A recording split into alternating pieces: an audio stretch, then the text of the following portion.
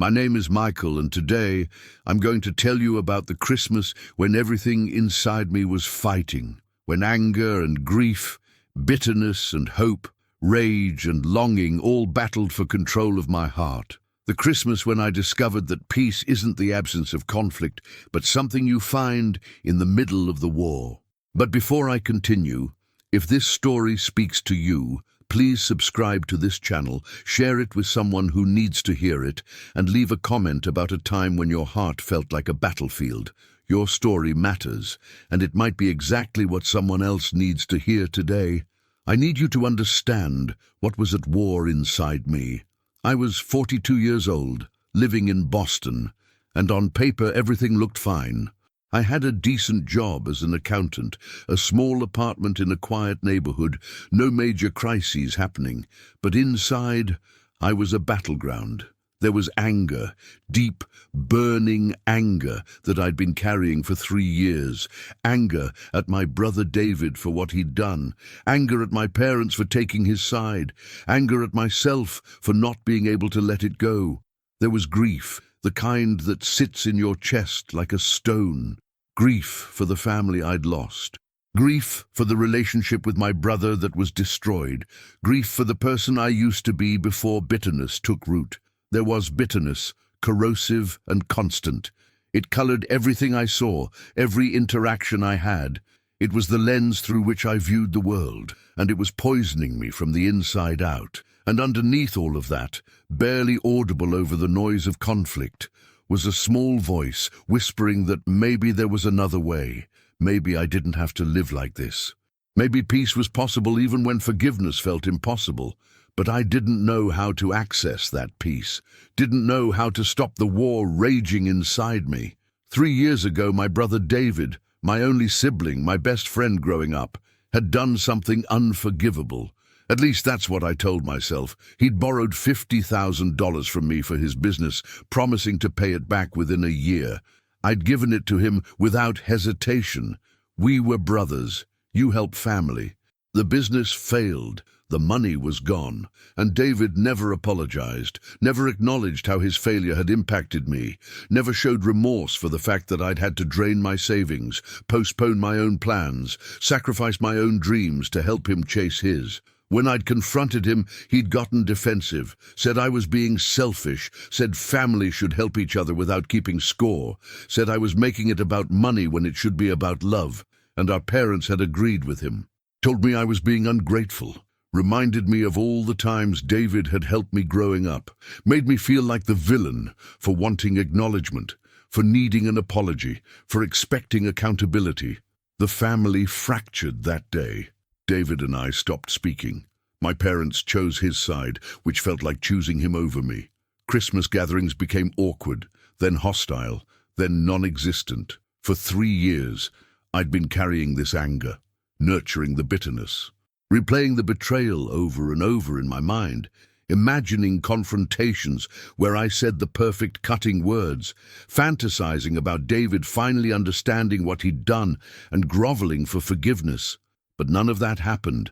David moved on with his life. My parents acted like I was the one being unreasonable, and I was left alone with my rage and my grief and my bitterness. I'd tried to move past it, tried to focus on my own life, but the anger kept surfacing. At work, I'd snap at colleagues over minor things. In my apartment, I'd pace at night, unable to sleep, replaying old arguments. With friends, the few I had left, I'd bring the story up again and again, needing them to validate my anger, to agree that I'd been wronged. Maybe you should talk to someone, my friend James had suggested after I'd ranted about David for the 100th time. A therapist. This is eating you alive. I don't need therapy. I need my brother to apologize. I need my parents to acknowledge they were wrong. I need justice. You need peace, Mike, and you're not going to find it by waiting for other people to change. But I didn't want peace. I wanted vindication. I wanted David to suffer the way I'd suffered. I wanted my parents to feel remorse for choosing him. I wanted the war to end with me winning, not with me surrendering. December arrived with the usual dread it had carried for 3 years. Christmas was coming, the holiday that used to mean family, warmth, tradition. Now it meant loneliness, bitterness, and the reminder of everything I'd lost. My mother called 2 weeks before Christmas, the first time we'd spoken in months.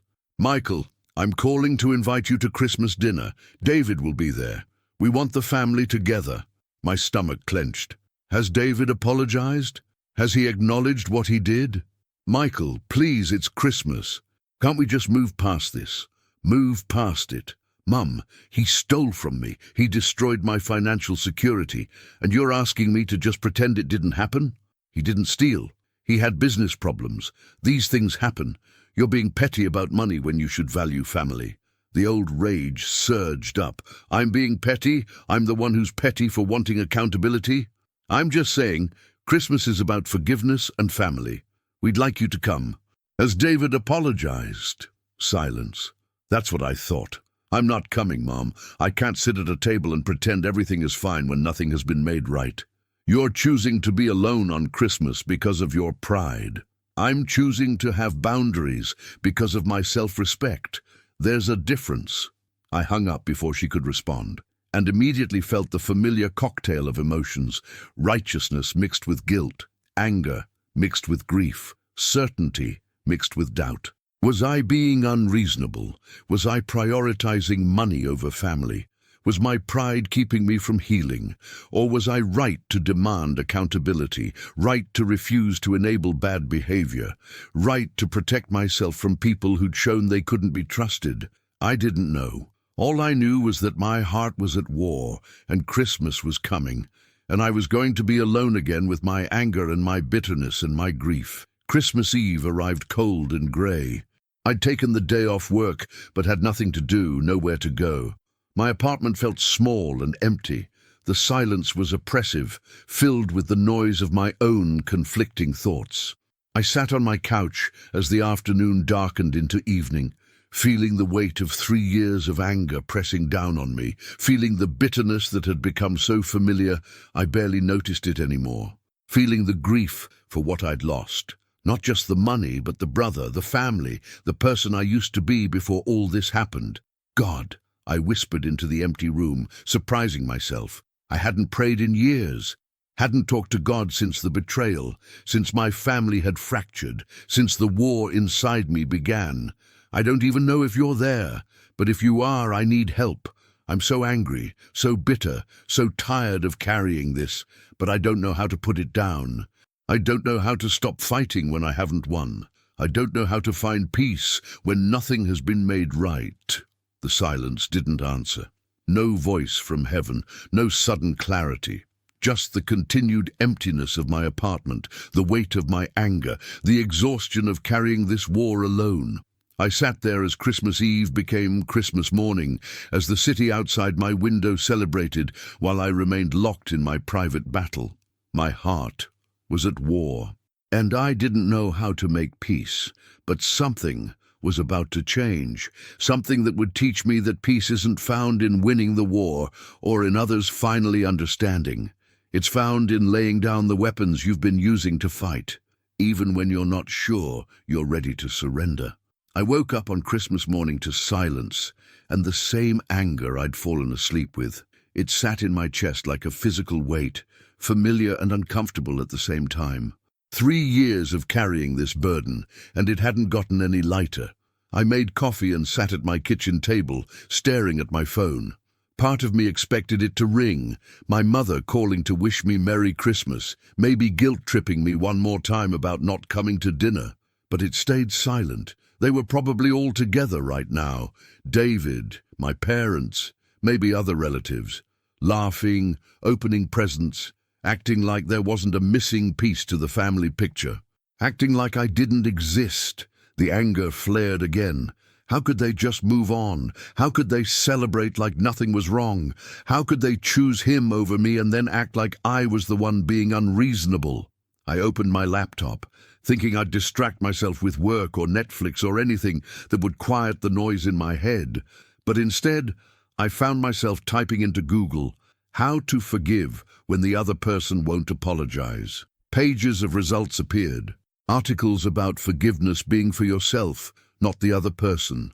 About releasing bitterness before it poisons you. About choosing peace over being right. I clicked on one article titled, "The Cost of Unforgiveness." It talked about how holding grudges increases stress, affects physical health, damages other relationships, keeps you stuck in the past. How bitterness is like drinking poison and expecting the other person to die.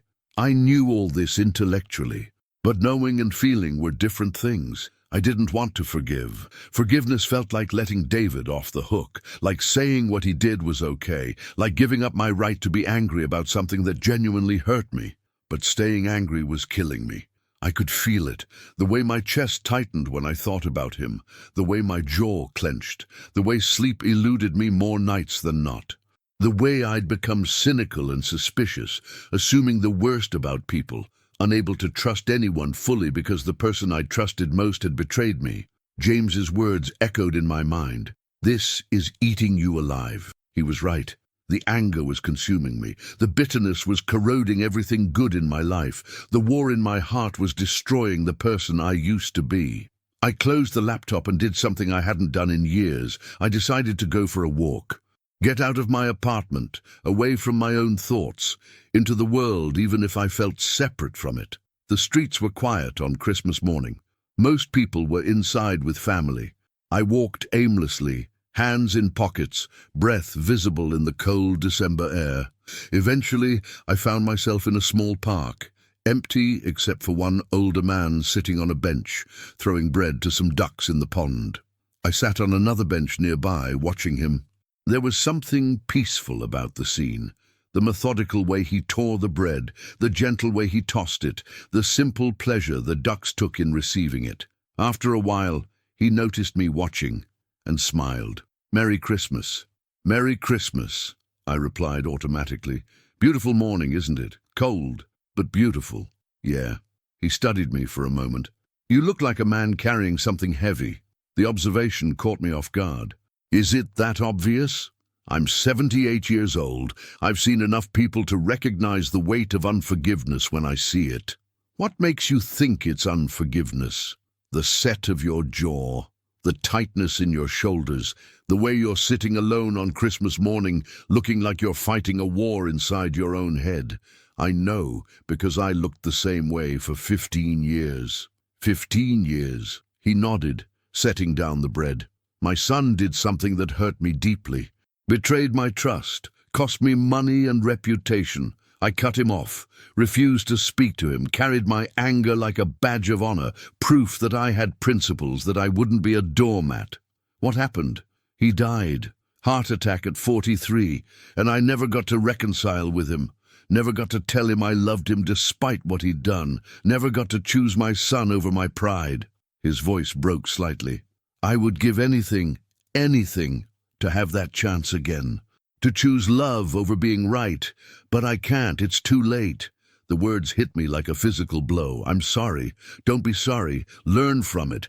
Whatever you're carrying, whoever hurt you, they might not deserve forgiveness, but you deserve peace. You deserve to stop poisoning yourself with bitterness while you wait for them to make it right. But if I forgive, doesn't that mean what they did was okay? Doesn't it mean I'm condoning their behavior? No. Forgiveness doesn't mean what they did was okay. It means you're refusing to let what they did continue to hurt you. It means you're choosing your own healing over their accountability. It means you're laying down the weapons in the war you're fighting inside yourself. I don't know if I can do that. I don't know how to just let it go when nothing has been made right. You don't have to let it go all at once. Forgiveness isn't a single moment, it's a process, a choice you make over and over. And it's not about them, it's about you, about refusing to let their wrong continue to define your life. We sat in silence for a few minutes, watching the ducks. Then he stood, picking up his empty bread bag. "I'm Walter, by the way. I come here every Christmas morning since my son died. Feed the ducks, remember what I lost, and try to help anyone I see carrying the same burden I carried." He pulled out a card from his pocket. "If you ever want to talk more, give me a call. Sometimes it helps to talk to someone who understands the cost of holding on."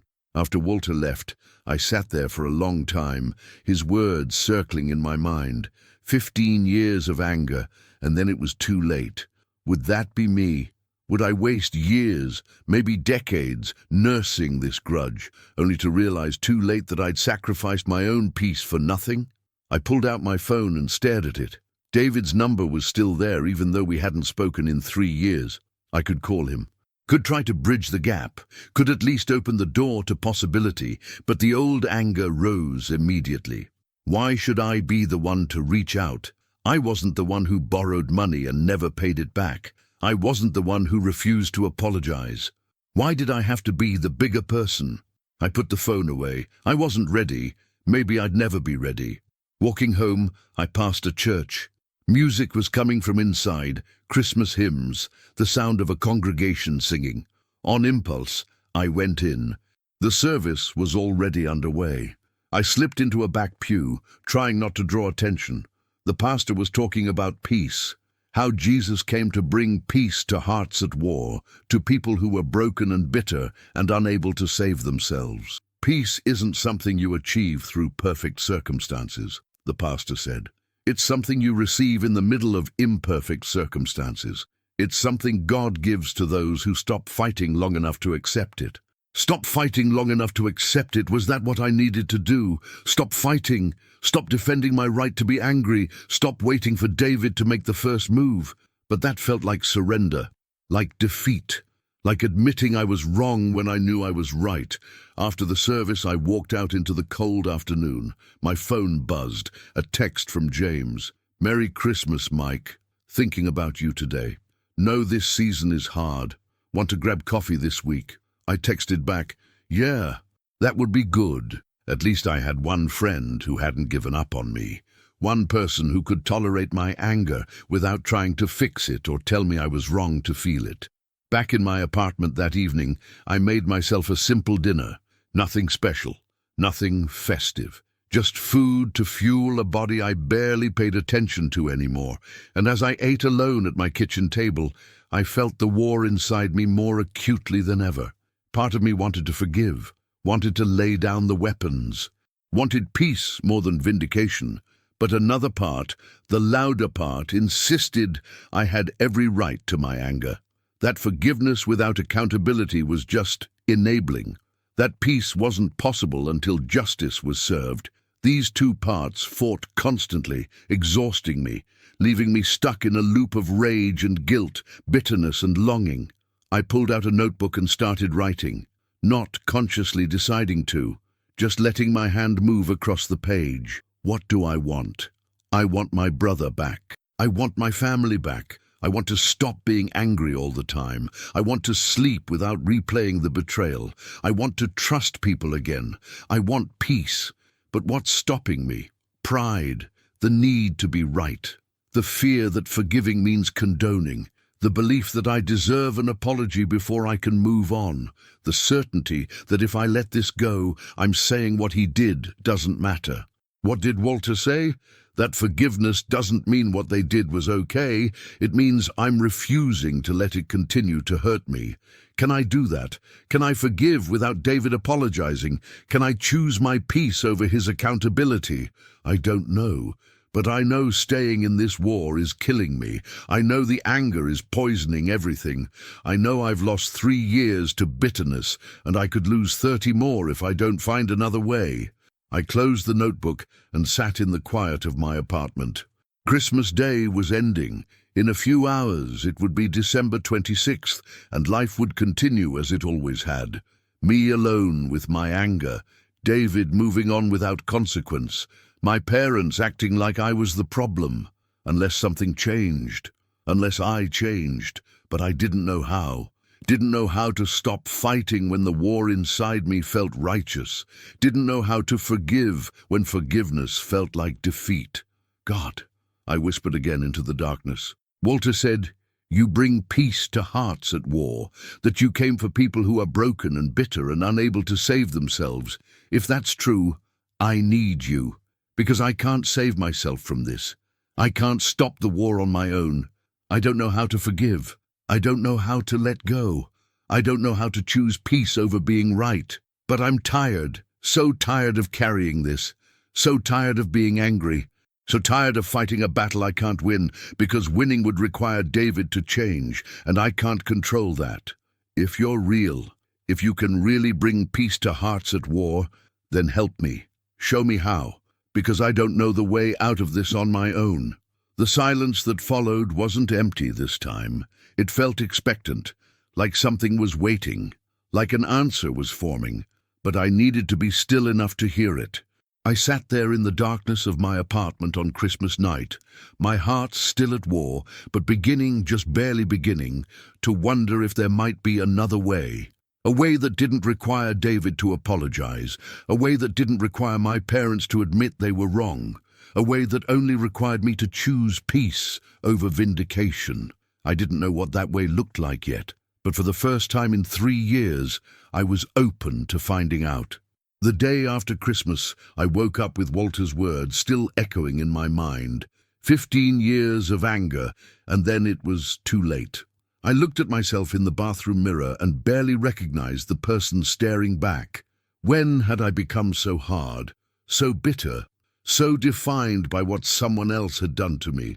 I called James and asked if we could meet for coffee that morning instead of waiting until later in the week. Something in my voice must have conveyed urgency because he agreed immediately. We met at a small cafe near my apartment. James arrived with his usual warm smile, but his eyes were concerned. "You sounded different on the phone. What's going on?" So I told him about Christmas Day, about Walter in the park, about his son dying before they could reconcile, about the church service and the words about peace, about the war inside me that I was finally admitting was destroying me. "I've been telling you this for 2 years," James said gently, "that the anger was eating you alive, but you weren't ready to hear it. I'm still not sure I'm ready, but I met a man yesterday who showed me what my future looks like if I don't find another way. And James, I don't want to be that person. I don't want to waste 15 years or 30 years being right but alone, being justified but miserable. So, what are you going to do?" "I don't know. I know I need to forgive David, but I don't know how to do that when he hasn't apologized. When he doesn't even think he did anything wrong. How do you forgive someone who doesn't want forgiveness?" James was quiet for a moment, stirring his coffee. "Can I tell you something I've never told you? About my father?" "Of course. My dad was an alcoholic, mean, drunk. He hit my mom, terrorized us kids, made our home a war zone. When I was 18, I left and never looked back. Didn't speak to him for almost 20 years, and I was justified. He was abusive, destructive, dangerous. I had every right to cut him off. I had no idea. I don't talk about it much, but here's the thing. When I was 35, I got a call that my dad was dying, liver failure, and I had a choice.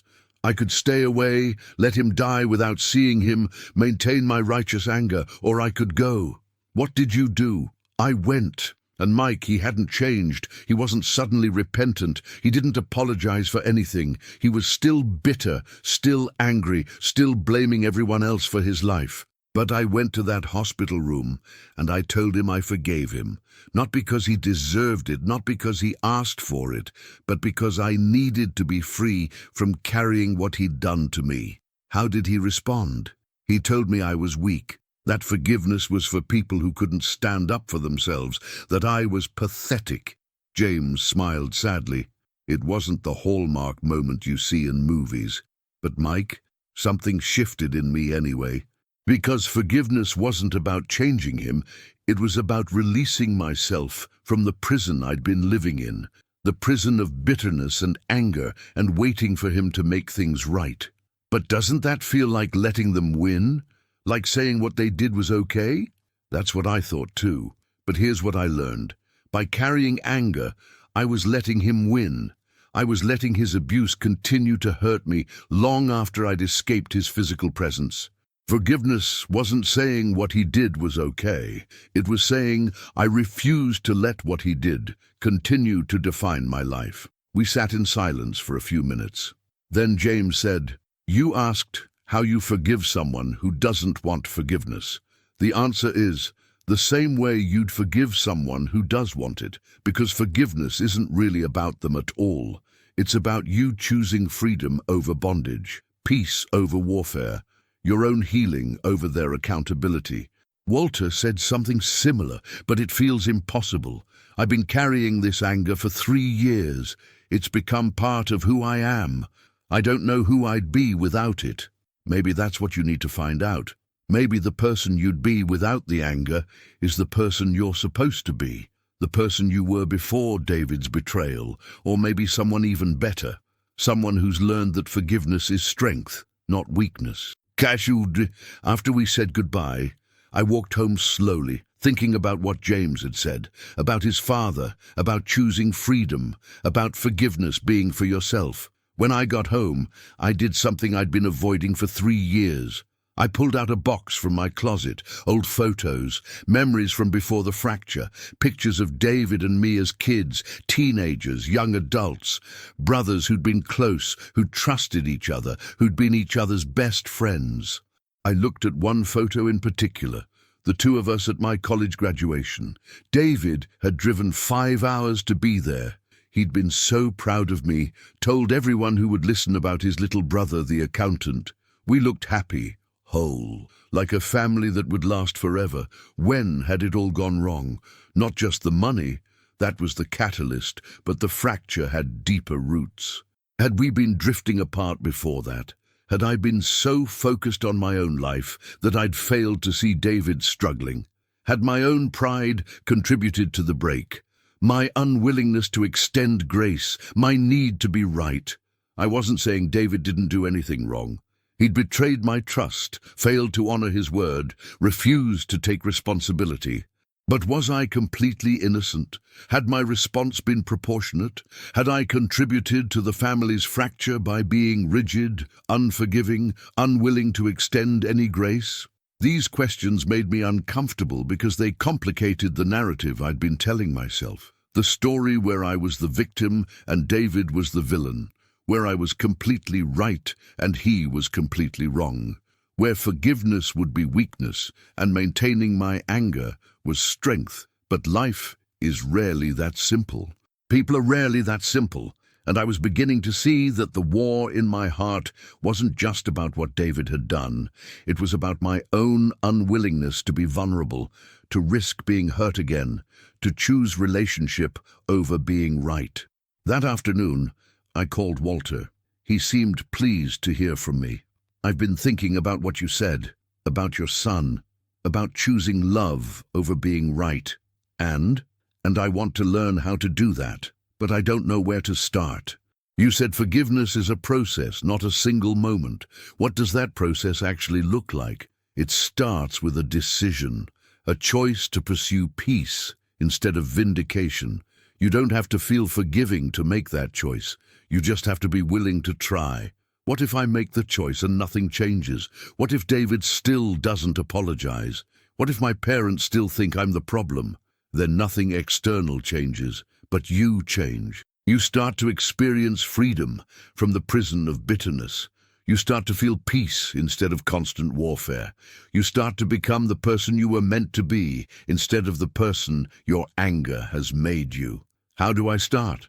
You pray. You ask God to help you do what you can't do on your own. Because, Mike, forgiveness isn't something we can manufacture through willpower. It's something we receive as a gift and then extend to others. We can't give what we haven't received. Received from God?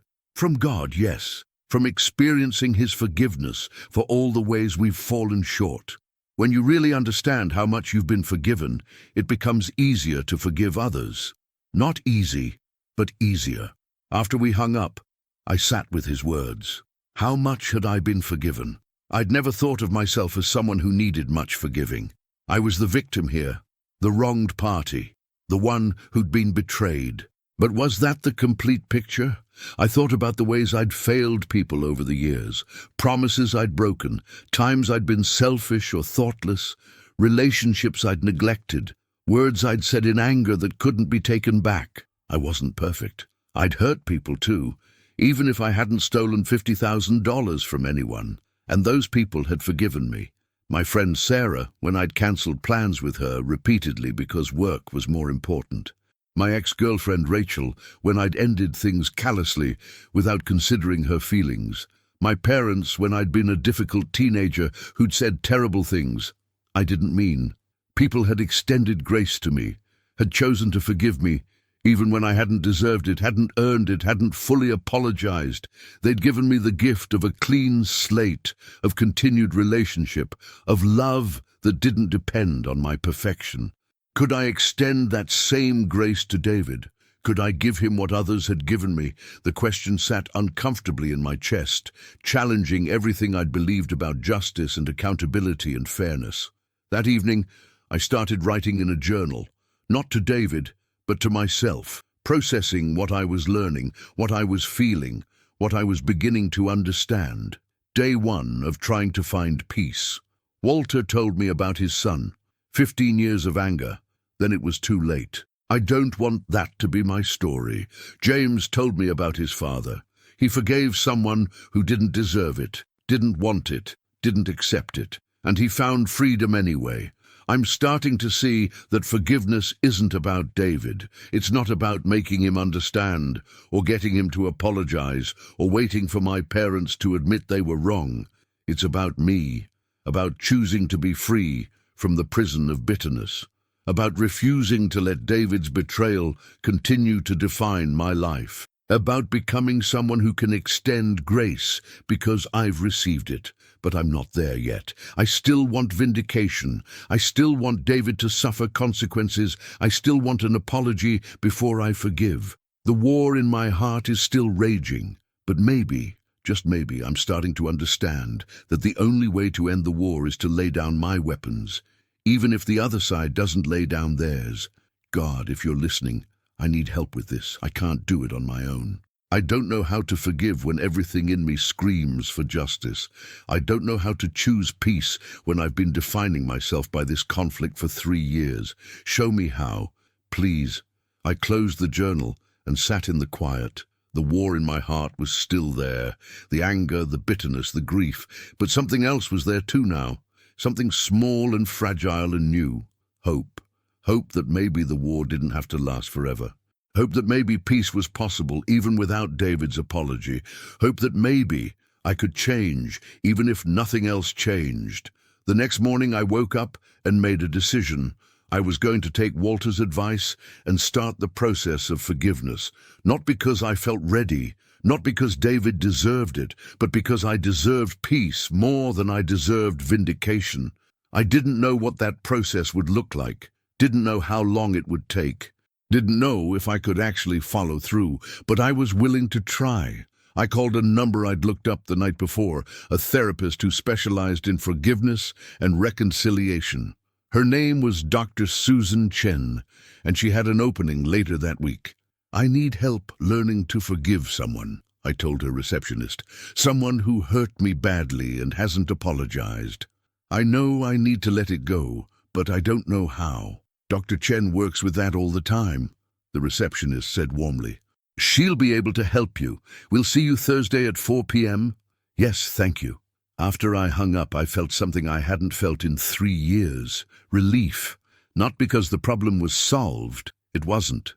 Not because the war was over. It wasn't. But because I'd taken a step, made a choice, decided that peace was worth pursuing, even if it required me to change instead of waiting for David to change. I looked at my phone. David's number was still there. I could call him right now. Could take the first step toward reconciliation. But I wasn't ready for that yet. I needed to do some work first, needed to understand forgiveness better, needed to shore up my own foundation before I tried to rebuild bridges, one step at a time. That's what Walter had said. Forgiveness is a process, and I was beginning the process. The war in my heart was still raging.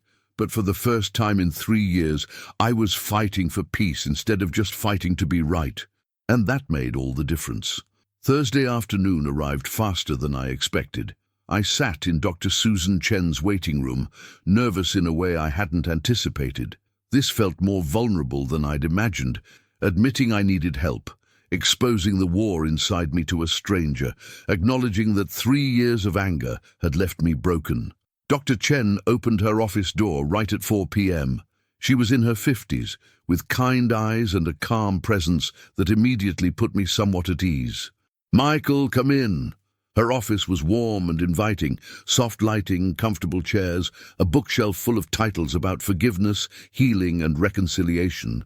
She gestured to a chair and sat across from me. "So, tell me what brings you here." I started talking, and once I started, I couldn't stop. The whole story poured out: David borrowing the money, the business failing, his refusal to apologize, my parents taking his side, 3 years of carrying anger and bitterness, meeting Walter on Christmas, James's story about his father, the realization that I was destroying myself waiting for David to make things right. Dr. Chen listened without interrupting, occasionally taking notes but mostly just present to my story. "That's a lot to carry," she said when I finished. 3 years of anger, betrayal, and family fracture. No wonder your heart feels like a battlefield. I know I need to forgive him. Intellectually, I understand that, but I don't know how. And part of me doesn't want to. Part of me still wants him to suffer the way I've suffered. That's honest, and honesty is where we start. Michael, can I ask you something? What do you think forgiveness means? I don't know. Letting go of anger.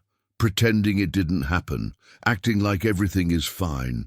Those are common misconceptions. Let me tell you what forgiveness actually is and isn't. Forgiveness isn't saying what someone did was okay. It isn't excusing their behavior or minimizing the hurt. It isn't necessarily reconciling the relationship or trusting them again. And it definitely isn't a feeling that just happens if you wait long enough. Then what is it? Forgiveness is a decision to release someone from the debt you believe they owe you. It's choosing to stop holding their wrong against them, not because they've earned it, but because carrying the debt is destroying you. It's saying, "You hurt me. What you did was wrong, but I'm choosing to release you from my judgment so I can be free from the prison of bitterness." I sat with that for a moment. So I can forgive David without saying what he did was okay, without trusting him again, without even reconciling? Absolutely. Forgiveness and reconciliation are two different things. Forgiveness is something you do for yourself. It's one-sided. It's about your healing. It doesn't require the other person's participation. Reconciliation is something you do together. It's two-sided. It requires both people to work toward restored relationship, and it's not always possible or even advisable. I don't know if reconciliation is possible. David doesn't think he did anything wrong. My parents think I'm being unreasonable. I don't see how we get past that. You might not. Reconciliation requires both parties to acknowledge hurt, work toward healing, and rebuild trust. If David isn't willing to do that, reconciliation probably isn't possible. But forgiveness is still possible, and that's what you need. Not for David's sake, but for yours. How do I do it? How do I just decide to forgive when everything in me is screaming for justice? It's a process, and it starts with grieving. Michael, you've experienced real loss. The loss of $50,000, yes, but more importantly, the loss of your brother, your family as it was, your sense of trust and safety. You need to grieve those losses before you can release them. I thought anger was my grief. Anger is often a secondary emotion. It's what we feel when we're afraid to feel the deeper pain underneath. Sadness, betrayal, fear, loss. Those are harder to sit with than anger. Anger gives us energy, makes us feel powerful. But underneath anger is usually deep hurt. She was right. Underneath my anger at David was profound hurt. Hurt that he'd betrayed my trust. Hurt that he didn't seem to care. Hurt that I'd lost my brother. Hurt that my parents had chosen him over me. "Can I give you homework?" Dr. Chen asked. "I want you to write 2 letters. Don't send them. These are just for you. The first letter is to David, saying everything you need to say. All the anger, all the hurt, all the accusations. Just get it out. No filter, no editing. And the second letter? The second letter is from David to you. Write the apology you wish you could hear. The acknowledgement of hurt, the taking of responsibility, the expression of remorse. Write the words you need to hear, even if you never actually hear them. Won't that just make it worse? Knowing I'll never actually get that apology. It might hurt, but it will also help you see that you can give yourself what you're waiting for David to give you. You can acknowledge your own pain. You can validate that what happened was wrong. You don't need David's apology to know you were hurt. You don't need his acknowledgement to know the betrayal was real. After the session, I walked home in the cold January air, my mind full of what Dr. Chen had said. Forgiveness as releasing a debt, grief as necessary before release, giving myself what I was waiting for others to give me. That evening I sat down with a notebook and started the first letter. David, I need to tell you everything I've been carrying for 3 years. Everything I've wanted to scream at you, but haven't had the chance because you won't talk to me. You stole from me. I know you'll say you borrowed, that it was a business investment, that you had every intention of paying me back. But intentions don't change the outcome. The money is gone, my savings are gone, my financial security is gone, and you never even apologized. Do you know what that money represented? It was my emergency fund, my safety net, the result of 10 years of careful saving. It was my future, plans I had to make, dreams I wanted to pursue. And I gave it to you because you're my brother, because I trusted you, because you promised, and you broke that promise. Your business failed, and instead of taking responsibility, instead of apologizing, instead of acknowledging the impact on me, you got defensive. You made me feel guilty for being hurt. You twisted it so I became the bad guy for wanting accountability. That's what I can't forgive. Not the failed business. Businesses fail, not the lost money. Money can be replaced, but the lack of responsibility, the refusal to apologize, the way you made me feel selfish for expecting you to honor your word. You destroyed our relationship, you destroyed our family, and you acted like I was the one being unreasonable for not just letting it go. I've been so angry at you, angrier than I've ever been at anyone. I've fantasized about you finally understanding what you did, finally feeling remorse, finally groveling for forgiveness. But you know what? Underneath the anger is hurt. I'm hurt that you betrayed me. I'm hurt that you don't seem to care. I'm hurt that I lost my brother, not to death, but to something worse, to indifference, to pride, to the inability to admit wrong. I miss you. That's the truth I haven't wanted to face. I miss my brother. I miss having family. I miss the relationship we had before money became more important than love. But I can't keep carrying this. I can't keep letting what you did define my life. So I'm working on forgiving you. Not because you deserve it. Not because you've apologized. But because I deserve peace more than you deserve punishment. I don't know if we'll ever have a relationship again. I don't know if you'll ever apologize. I don't know if our family will ever heal. But I'm choosing to forgive you anyway.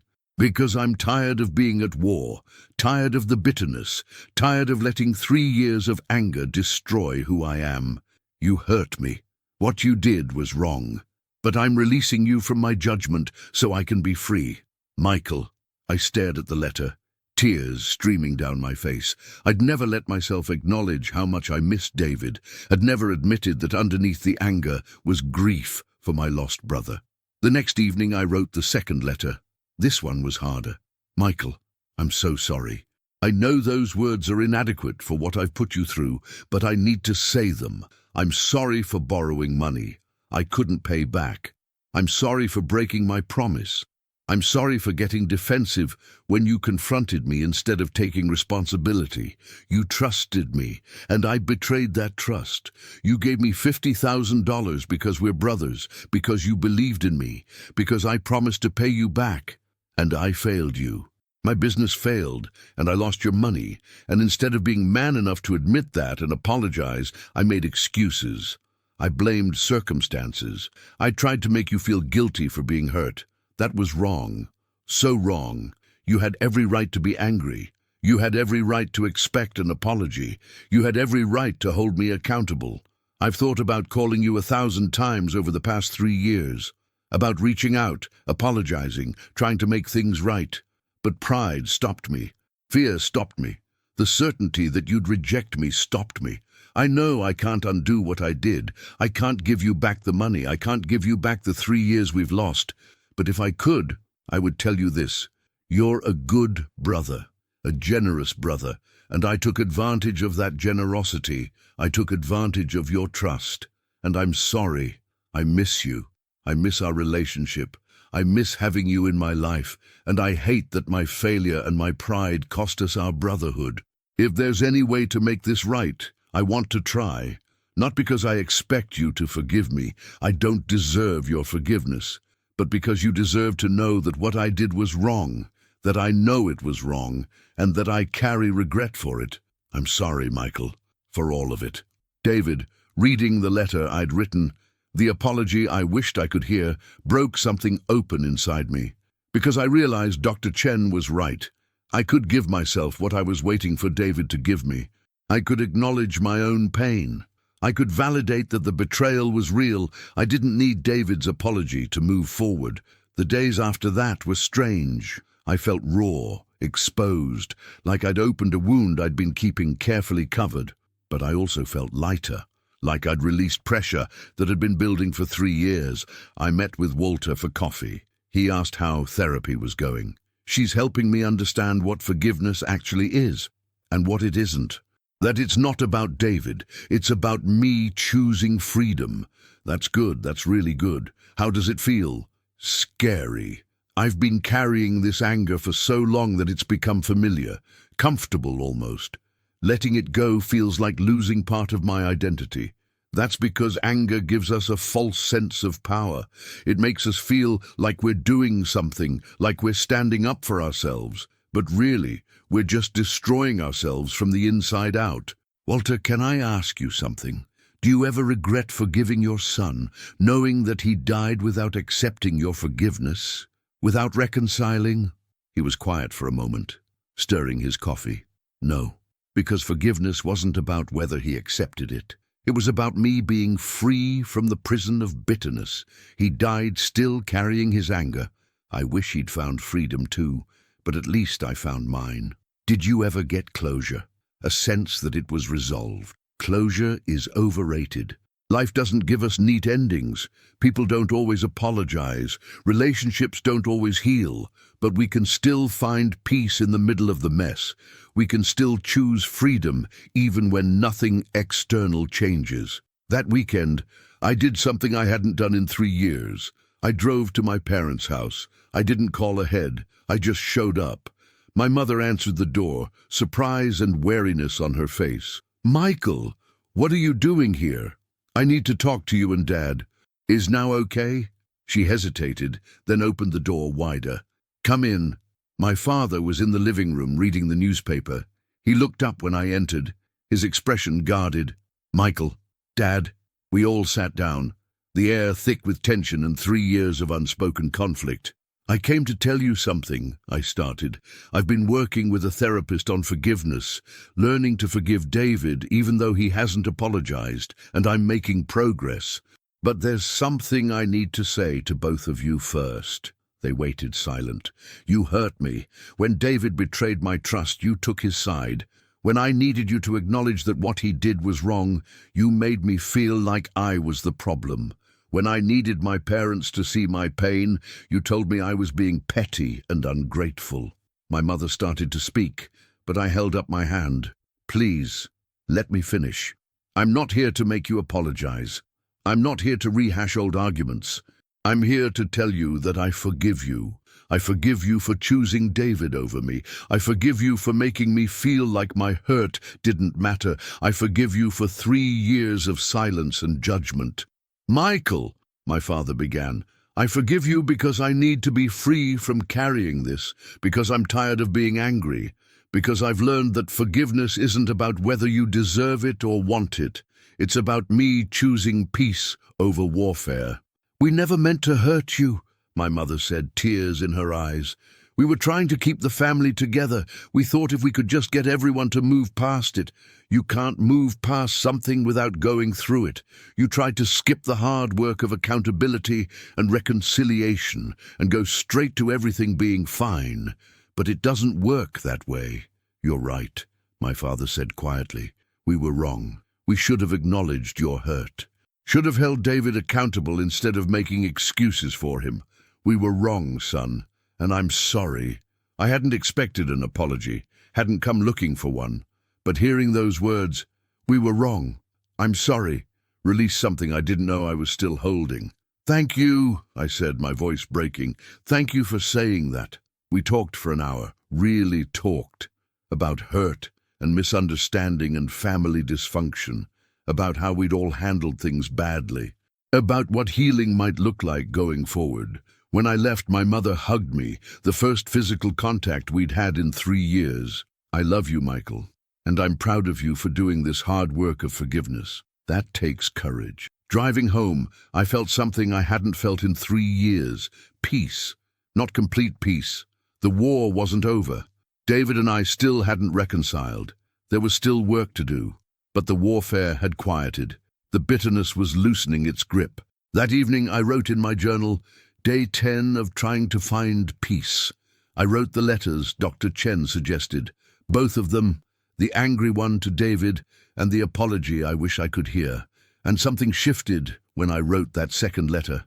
I realized I could give myself what I was waiting for him to give me. I went to my parents' house today, told them I forgive them. I didn't expect an apology, but my father apologized anyway, said they were wrong.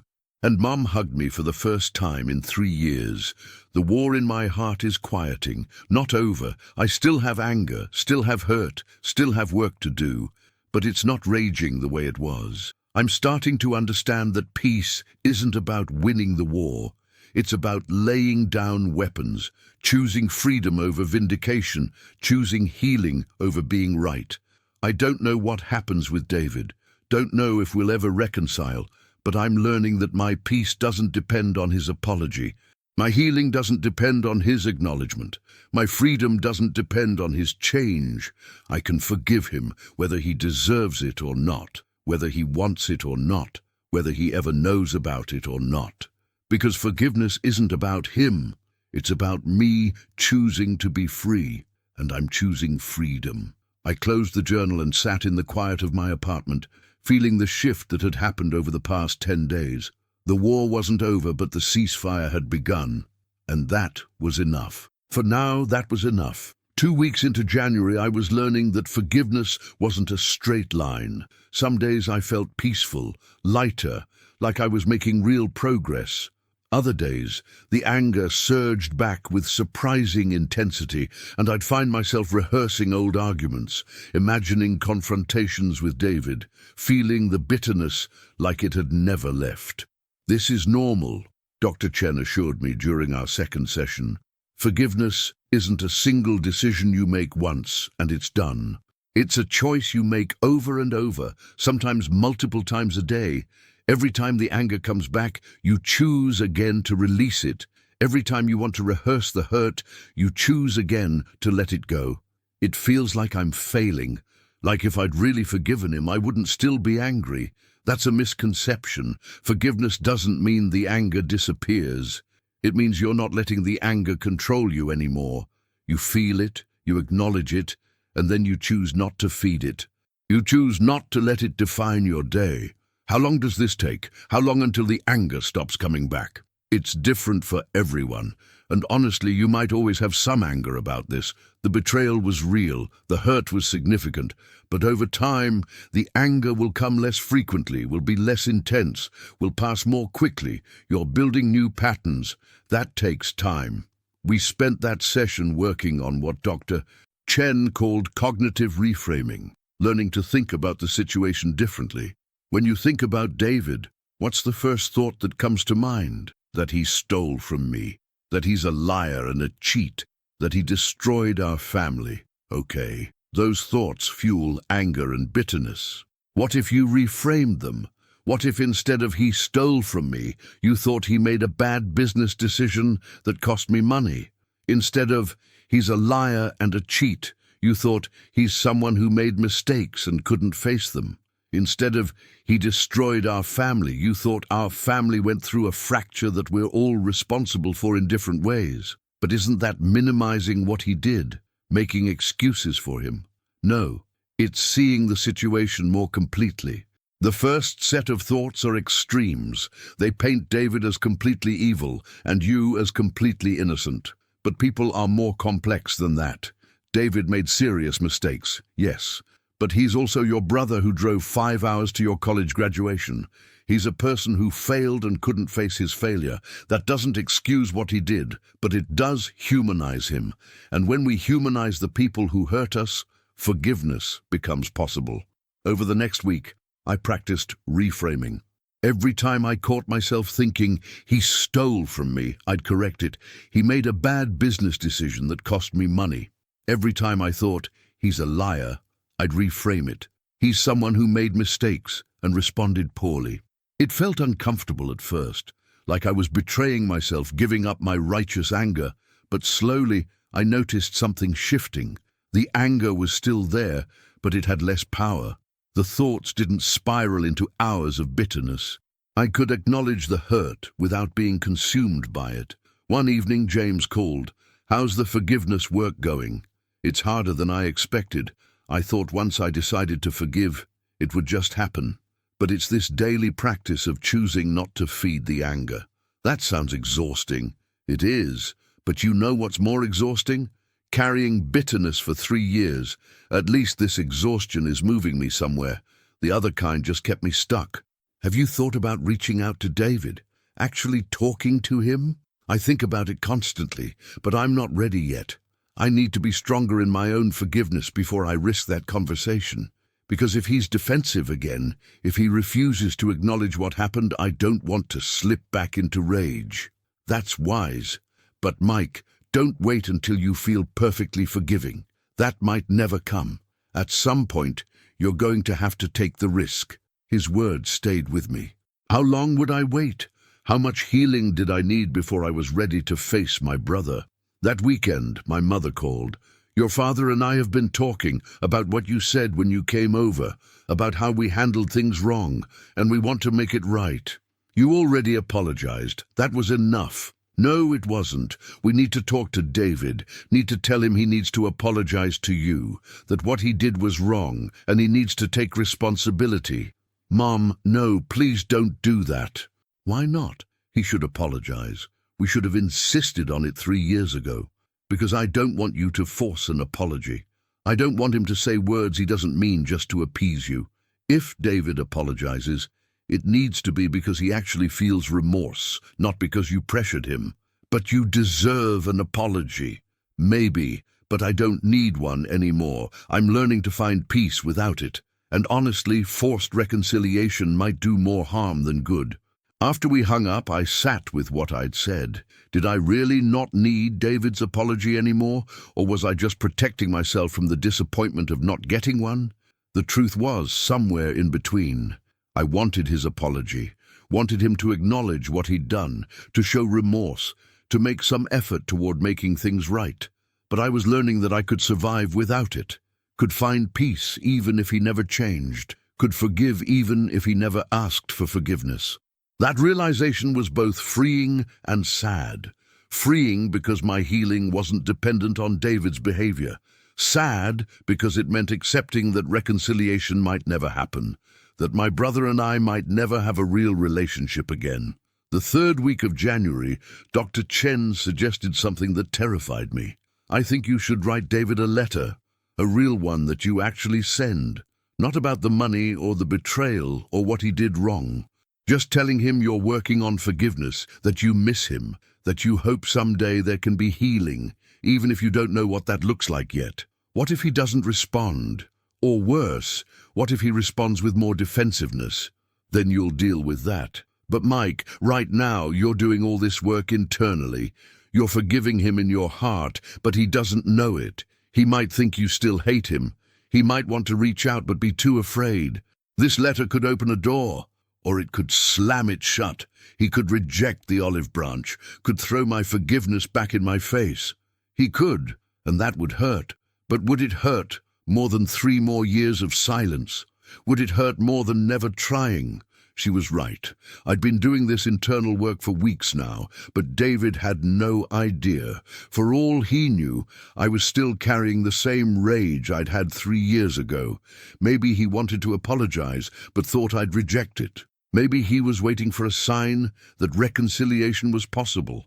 Or maybe he'd moved on completely and didn't care about repairing our relationship. Only one way to find out. That evening I started the letter, wrote it, deleted it, rewrote it a dozen times, finally settled on something simple and honest. David, I'm writing to tell you something I probably should have said a long time ago. I miss you. I miss my brother. I miss having family that felt whole instead of fractured. The past 3 years have been hard. I've been angry, so angry, hurt in ways I didn't know how to express. I felt betrayed when you borrowed money you couldn't pay back, and even more betrayed when you didn't apologize for it. But I'm writing because I'm learning that holding on to anger is destroying me. I'm working with a therapist on forgiveness, learning that I can forgive you even if you never apologize, even if we never reconcile, even if nothing external ever changes. I'm not saying what happened was okay, it wasn't. You hurt me deeply, but I'm choosing to release you from my judgment so I can be free from the prison of bitterness. I don't know what this means for us. I don't know if you want to rebuild our relationship or if you've moved on completely. I don't know if reconciliation is even possible, but I wanted you to know I'm working on forgiving you, and I miss my brother. If you ever want to talk, I'm here. Michael. I stared at the letter for a long time. It felt vulnerable in a way that terrified me. I was extending an olive branch without knowing how he'd respond, opening myself up to potential rejection, admitting I missed him, which gave him power to hurt me again. But I sent it anyway, put it in an envelope, wrote his address, and walked to the mailbox before I could change my mind. The days after sending the letter were excruciating. Every time my phone rang, my heart jumped. Every time I got mail, I checked to see if it was from David. But nothing came. Days turned into a week, then 2 weeks. Silence. I tried not to let it crush me. Tried to remember that my forgiveness wasn't dependent on his response. But the silence hurt. It felt like rejection. Like he'd gotten my vulnerable letter and decided I wasn't worth responding to. He might not know what to say, Dr. Chen suggested when I told her about the letter. He might be processing, might be surprised. Might be scared of saying the wrong thing. Silence doesn't necessarily mean rejection, or it means he doesn't care. He's moved on, and I'm the only one still stuck in the past. You're not stuck, you're healing. That's different. And Mike, even if he never responds, you did something brave. You extended grace. You opened a door. What he does with that is his choice, not your responsibility. Early February brought an unexpected call from Walter. I heard from a mutual friend that you sent your brother a letter. How did you? My mother told you, didn't she? He chuckled. Small world, but yes. And I wanted to tell you how proud I am of you. That took courage. He hasn't responded. It's been almost 3 weeks. Give him time. Remember, you've had weeks of therapy to process this. You've been actively working on forgiveness. He's probably blindsided. Probably doesn't know how to respond to an olive branch when he expected continued warfare. What if he never responds? Then you'll have done the right thing anyway. You'll have extended grace. You'll have opened the door. Whether he walks through it or not is his choice, but you'll know you tried, and that matters. That weekend I went to church for the first time since Christmas. The sermon was about the prodigal son. The story of a father who forgave a son who didn't deserve it, who ran toward reconciliation while the son was still far off. The father didn't wait for the son to grovel, the pastor said, didn't wait for a perfect apology or evidence of complete change. He saw his son coming and ran toward him. Forgiveness isn't about waiting for the other person to deserve it. It's about extending grace before it's earned. The words hit me hard. I'd been thinking I was being generous by forgiving David without his apology, but was I really? Or was I holding back, waiting for him to show me he deserved my forgiveness before I'd fully extend it? True forgiveness, the kind modeled in that story, didn't wait, didn't hold back, didn't require the other person to prove themselves first. It ran toward reconciliation while the person was still far off. Was I willing to do that? To run toward David instead of waiting for him to come to me? The question unsettled me for days.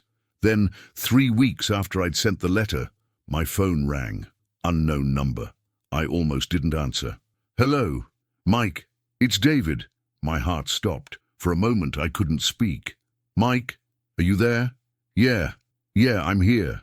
I got your letter. I've been trying to figure out what to say, how to respond. I must have picked up the phone to call you 50 times and then chickened out. You're calling now?" "Yeah, I am." He was quiet for a moment. "Mike, I'm so sorry. I know I should have said that 3 years ago. I know I should have acknowledged what I did, how I hurt you. But I was too proud, too afraid, too ashamed to face what I'd done. David, please let me finish. I need to say this. You trusted me with $50,000. You believed in me, in my dream, in my ability to pay you back. And I failed. The business failed, the money was gone, and instead of being man enough to apologize, I got defensive. I made excuses. I made you feel guilty for being hurt by something I did." His voice broke. "I destroyed our relationship because I couldn't face my own failure, and I've regretted it every single day for 3 years. But I didn't know how to fix it, didn't know how to reach out. Thought you hated me too much to ever forgive me. I did hate you, for a while. I was so angry I couldn't see straight. You had every right to be. What I did was unforgivable. Maybe, but I'm forgiving you anyway." Silence on the line. Then, "Why? After everything I did, after 3 years of refusing to apologize, why would you forgive me?" "Because carrying anger was killing me. Because I missed my brother. Because I learned that forgiveness isn't about whether you deserve it. It's about me choosing freedom. And because staying at war with you meant staying at war with myself. I don't deserve your forgiveness. No, you don't. But I'm giving it anyway. Because that's what grace is, giving people what they don't deserve, because you've received what you don't deserve." We talked for 2 hours. About the past 3 years. About what we'd both lost. About the pain we'd caused each other. David apologized multiple times. I told him I forgave him multiple times. And slowly, carefully, we began building a bridge across the chasm that had separated us. "I don't know if we can get back what we had," David said. "Before all this. The easy brotherhood, the trust, the closeness. Maybe we can't. Maybe we build something different, something that acknowledges the hurt but doesn't let it define us, something that's real instead of pretending nothing happened." I'd like that. I'd really like that. When we hung up, I sat in stunned silence. He'd called, he'd apologized, he'd taken responsibility. The thing I'd been waiting for, hoping for, given up on, it had actually happened. But the strangest thing was that it didn't change as much as I thought it would. I'd already been finding peace. I'd already been forgiving him. His apology didn't make forgiveness happen. It confirmed that the forgiveness I'd already chosen was real. That evening I wrote in my journal, day 35 of trying to find peace. David called. After 3 weeks of silence following my letter, he finally called, and he apologized, really apologized, took responsibility, acknowledged the hurt he caused. I thought his apology would feel like victory, like vindication, like proof that I was right to hold out for it, but it didn't feel like that at all. It felt like grace, like we were both being given a second chance we didn't deserve. Like forgiveness was creating space for something new, instead of just resolving something old. The war in my heart is over. Not because David apologized, that was just confirmation. The war ended when I chose to lay down my weapons, when I chose peace over vindication, when I chose forgiveness over being right. I still have healing to do. We have a long road ahead of rebuilding trust and relationship, but the warfare has ended. The ceasefire has become peace, and that's everything. I closed the journal and sat in the quiet of my apartment, feeling something I hadn't felt in 3 years, hope. Not the desperate hope that things would go back to the way they were, but quiet hope that something new could be built, something stronger, because it had been forged through fire. My heart was no longer at war, and that changed everything. The week after David's call felt surreal. After 3 years of warfare, the sudden peace was disorienting. I kept expecting the anger to come roaring back, kept waiting for the other shoe to drop, kept bracing for disappointment. But it didn't come. The peace held. David and I texted back and forth daily. Nothing deep, just small connections. How was your day? Saw this and thought of you. Remember when we used to... Building bridges with small stones. My therapy session that week focused on navigating reconciliation. Forgiveness happened, Dr. Chen said. That was the first step. Now comes the harder work of rebuilding trust, and that's going to take time. How do I trust him again? How do I let myself be vulnerable with someone who hurt me so badly? Slowly, carefully. Trust isn't rebuilt overnight. It's rebuilt through consistent behavior over time. Through him showing up repeatedly, keeping his word, demonstrating that he's trustworthy, and through you being willing to take small risks, to test the waters, to give him opportunities to prove himself. What if he lets me down again? He probably will, in small ways. Everyone does. The question isn't whether he'll be perfect. He won't. The question is whether he'll take responsibility when he makes mistakes, whether he'll apologize, whether he'll keep showing up even when things are hard. That's what trustworthiness looks like. Not perfection, but accountability. I'm scared, Dr. Chen. Scared of getting hurt again. Scared of letting my guard down and discovering he hasn't really changed. That's understandable. You were deeply hurt. It makes sense to be cautious. But Mike, you can't build a real relationship while keeping your walls up. At some point, you're going to have to risk being vulnerable again. Not recklessly, but courageously. Taking calculated risks to see if the relationship can handle it. The next day, David called and asked if we could meet for coffee. Face to face for the first time in 3 years. My stomach clenched. Yeah, I'd like that. Saturday morning, that place we used to go to? The one with the terrible coffee and amazing pastries? That's the one. Saturday morning, I arrived early and sat in my car for 10 minutes, trying to calm my nerves. What would we talk about? How would it feel to see him? Would there be awkwardness, anger? Could we really move past everything that had happened? I walked in and saw him already there, sitting at a corner table. He looked older than I remembered, tired. Like the past 3 years had been hard on him too. He stood when he saw me, uncertainty on his face. Mike, David. For a moment, we just stood there. Then, awkwardly, we hugged. Brief, stilted, but a start. We sat down, both of us fidgeting with our coffee cups, not sure where to begin. "This is weird," David finally said. "Yeah, it is. I've been thinking about what I wanted to say, practiced it 100 times, but now I'm here and it all feels inadequate. You already apologized on the phone. That was enough." "No, it wasn't. Mike, I need you to understand something. I didn't just fail you with the business. I failed you as a brother. When you confronted me about the money, I should have apologized immediately, should have taken responsibility, should have acknowledged your hurt. Instead, I got defensive and made you feel guilty for being hurt by something I did. That was worse than losing the money. It was. The money hurt. But the lack of accountability that destroyed our relationship. I know, and I'm sorry. I was too proud to admit I'd failed, too ashamed to face what I'd done. So I turned it around on you, made you the bad guy, convinced myself and our parents that you were being unreasonable. It was easier than looking at myself. Why couldn't you apologize 3 years ago? Why did it take my letter to finally break through?" He was quiet for a long moment. Pride, fear, shame.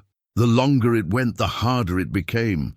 The rift got so big I couldn't imagine crossing it. I told myself you hated me too much to ever forgive me, that reaching out would just make things worse.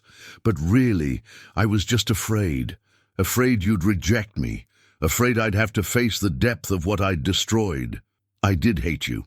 For a while. I don't blame you. I hated myself. We talked for 2 hours. About the past 3 years, about what we'd both lost, about the toll the fracture had taken on both of us. David told me about his business failing, about the depression that followed, about how losing our relationship had been worse than losing the money. "I almost called you a dozen times," he said. "Would pick up the phone, dial your number, then hang up before it rang. I wanted to apologize, wanted to fix things, but I didn't know how to start, didn't know how to bridge the gap. Your letter, it gave me permission to try. I almost didn't send it, was terrified you'd reject it or ignore it or throw it back in my face. I must have read it 50 times, cried over it, couldn't believe you were willing to forgive me when I didn't deserve it. That letter, it showed me what grace looks like, and it made me want to be worthy of it. As we talked, I felt something shifting. The anger I'd carried for 3 years was being replaced by understanding. Not excusing what he'd done, but seeing him as fully human, flawed, broken, struggling, just like me. "Can I ask you something?" David said. "How did you do it? How did you learn to forgive me when I hadn't apologized, when I'd given you no reason to?" "I met a man named Walter on Christmas Day. He told me about his son, about carrying anger for 15 years, about his son dying before they could reconcile. And I realized I didn't want that to be my story. Didn't want to waste years being right but alone. So I started working on forgiveness, with a therapist, with prayer, with daily choices to release the anger instead of feeding it. That must have been hard.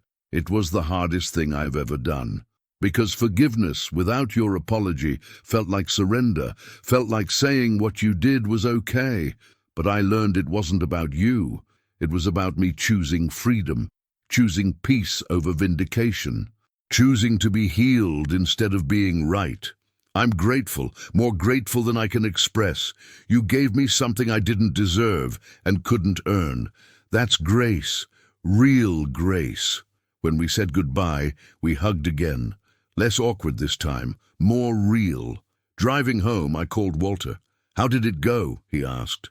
"Good, really good. We talked for hours. He apologized again. We started building bridges. It felt hopeful. I'm so proud of you, Mike. You did something I didn't do. You forgave before it was too late. You extended grace before you lost the chance. That takes courage. I learned it from you, from your story about your son. You taught me that waiting for the perfect moment means waiting forever. That grace can't wait for perfect conditions. I'm glad my pain could teach you something. That's what I wanted, for my regret, to save someone else from the same mistake." That evening my mother called, crying. "Your father and I had coffee with David today. He told us about your meeting, about your forgiveness, about rebuilding your relationship. Michael, I'm so proud of you, and so sorry for the ways we failed you. You already apologized, Mom. We're good. No, we need to say more. We enabled David's bad behavior. We made excuses for him instead of holding him accountable. We chose keeping peace over doing what was right. And in the process, we lost 3 years with you. We're so sorry. I forgive you. I already told you that. I know. But I need you to know that we're working on being different, on being better, on being the parents you deserved 3 years ago. We're in counseling, your father and I, working on our own stuff, learning why we handled things so poorly. After we hung up, I sat with the realization that my forgiveness had created ripples I hadn't anticipated. My parents were in counseling. David was doing his own work to become trustworthy again. The family that had been fractured was slowly, carefully beginning to heal. The following week, James invited me to lunch. "You look different," he said when we sat down. "Lighter, like you're not carrying the weight of the world anymore. I'm not carrying anger anymore. It's amazing how much space that frees up. How's it going with David? Are you guys actually rebuilding?" "We're trying. It's slow, sometimes awkward, but we're both showing up, both doing the work, both choosing the relationship over our pride. I'm really happy for you, Mike. 3 months ago you were drowning in bitterness. Now you're free. It's remarkable. I'm not completely free. I still have moments where the anger comes back, where I remember what he did and feel the hurt all over again. But I'm learning to let it pass instead of holding on to it, to feel it without being controlled by it. That's maturity. That's real growth. James, can I ask you something? How's your relationship with your father's memory now? Has forgiving him changed how you remember him? He thought about it. Yeah, it has. I used to only remember the bad, the abuse, the fear, the damage he caused. But forgiving him has let me remember the good too. The times he wasn't drinking, when he was funny and generous and almost like a normal dad. Forgiveness didn't erase the bad, but it made space for a more complete picture. He was more than his worst moments. He was human, broken and struggling and failing, but still human. That's what I'm learning about David. He's not the villain I made him into. He's just a flawed person who made serious mistakes and responded poorly. That doesn't excuse what he did, but it does help me see him fully instead of through the lens of my hurt. Mid-February, David and I had dinner together. A real meal, not just coffee. We invited our parents too, the first time the four of us had been together in 3 years. The atmosphere was tentative at first. Everyone careful, no one sure what was okay to talk about, what was off limits. But gradually we relaxed, started sharing memories from before the fracture, laughing at old family stories, remembering who we'd been to each other before money became more important than love. I want to say something, my father said toward the end of the meal. I want to apologize to both of you boys. We failed you. We should have handled things differently 3 years ago, should have insisted on accountability and honest conversation instead of trying to sweep everything under the rug. We're sorry. We all made mistakes, I said, all of us. We all contributed to the fracture in different ways. But we're here now. We're doing the work of healing. That's what matters. David raised his glass. To family, to second chances. To grace we don't deserve but get anyway. We all raised our glasses. To family. After dinner, as we were saying goodbye in the parking lot, David pulled me aside. Mike, I want to do something. I want to start paying you back. Not the full $50,000. I don't have that. But I've been saving. I have $15,000. I want to give it to you. David, you don't have to. I know I don't have to, and I know it doesn't erase what happened. But I want to. I want to show you that I'm taking responsibility, that I'm trustworthy, that I'm not the person who ran from accountability anymore. Okay, thank you. That means a lot. He handed me a check. $15,000. It wasn't the full amount, but it wasn't the money that mattered. It was the gesture, the demonstration of changed behavior, the evidence that he was becoming trustworthy again. That night I wrote in my journal, Day 56 of trying to find peace. Had dinner with David and our parents tonight. First time we've all been together in 3 years. We laughed. We remembered good times. We acted like family again. David gave me a check for $15,000, part of what he owes me. But more importantly, proof that he's serious about being trustworthy, about showing up, about taking responsibility. I'm learning that reconciliation isn't a single moment. It's not one conversation or one apology or one gesture. It's a series of small choices over time. David choosing to call, me choosing to answer, both of us choosing vulnerability over self-protection, both of us choosing the relationship over our pride. Dr. Chen said trust is rebuilt through consistent behavior over time. That's what we're doing, slowly, carefully. Building trust, one interaction at a time. I don't know if we'll ever get back what we had before. The easy brotherhood, the complete trust, the sense that we'd always have each other's backs. That might be gone forever, but maybe we're building something better, something that's been tested by fire, something that knows what it costs to lose each other and chooses connection anyway, something that's real instead of just comfortable. The war is over, the reconstruction is beginning, and I'm grateful, so grateful, for the grace that makes rebuilding possible. The next week, Walter invited me to lunch.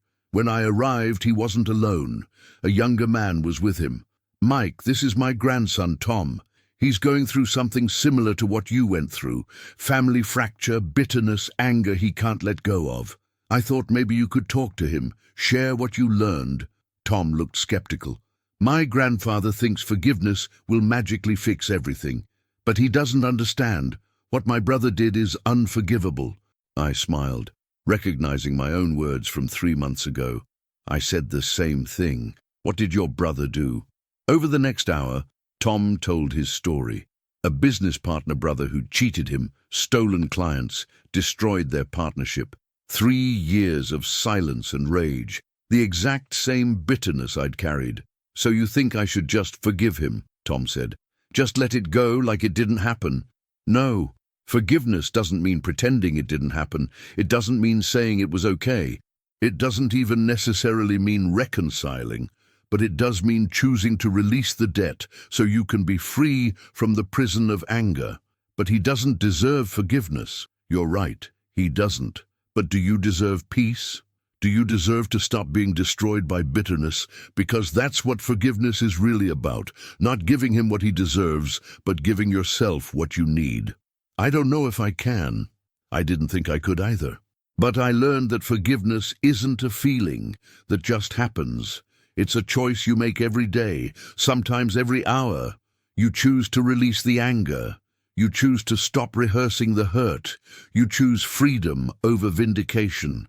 What if I forgive him and nothing changes? What if he doesn't apologize? What if I never get justice? Then you're still free, because your freedom doesn't depend on his behavior. Your peace doesn't require his apology. Your healing isn't contingent on his change. That's the beauty of forgiveness. It's one-sided. It's something you do for yourself, regardless of what he does or doesn't do. Tom was quiet for a long time. Then, "Did your brother ever apologize?" "He did, eventually. But I'd already started forgiving him before that. The apology confirmed my forgiveness, but it didn't create it. I chose to forgive him whether he apologized or not. And that choice set me free." "How long did it take to really forgive?" "I'm still doing it. Some days are easier than others. But every day I choose peace over warfare, I get a little more free. Every day I choose to see him as human instead of a villain, the bitterness has less power. It's a process, not a destination." When we finished, Tom shook my hand. "Thank you. I don't know if I'm ready to forgive yet, but you've given me hope that maybe I could be. That maybe freedom is possible, even when justice isn't." Driving home, I thought about how far I'd come. 3 months ago, I was the one drowning in bitterness, convinced forgiveness was impossible. Now I was helping someone else find their way to the same freedom I'd discovered. Walter was right. When we're healed, we can help heal others. When we find freedom, we can show others the path. Our pain doesn't have to be wasted. It can become the bridge someone else needs to cross. That evening, I sat in my apartment. The same apartment where I'd spent Christmas Eve alone, drowning in anger and bitterness. But everything was different now. The war was over. The peace had come, and I was learning what it meant to actually live free instead of just surviving in bondage. My heart was no longer at war, and in the peace, I was discovering who I actually was underneath all the anger. Someone capable of grace, someone willing to be vulnerable. Someone strong enough to forgive. Someone free enough to love again. The person I was always meant to be. March arrived with the first hints of spring, and with it came a new season in my life. 3 months since Christmas. 3 months since the war in my heart had begun to end. The anger that had defined me for 3 years was becoming a distant memory, replaced by something I was still learning to name. Peace, hope, freedom. David and I were meeting weekly now, sometimes for coffee, sometimes for lunch, sometimes just walks in the park, building our relationship slowly, carefully, brick by brick, learning who we were to each other now, not trying to force ourselves back into who we'd been before. "I've been thinking about something," David said during one of our walks, "about what we lost. 3 years we can never get back. 3 years of being brothers that just vanished." "Yeah. I think about that too." "Do you regret it? The time we lost?" I thought about it. I regret what caused it. I regret that we both handled things so poorly, but I don't know if I regret the journey, because that journey taught me things I couldn't have learned any other way. about forgiveness, about grace, about the cost of bitterness and the freedom of letting go. So our fracture was worth it.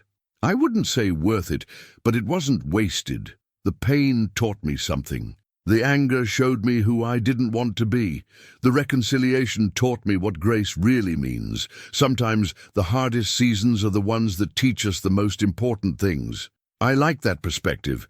Makes me feel less like we just wasted 3 years being stubborn. We did waste 3 years being stubborn, I said with a smile. But we're not wasting any more. That's what matters. That week, Dr. Chen and I had what she called a milestone session. Michael, I think we're approaching the end of our regular work together.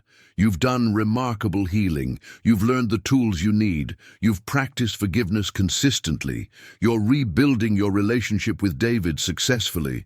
The work we set out to do is largely complete. So I'm done. I'm healed. Healing isn't a destination. It's a direction of travel.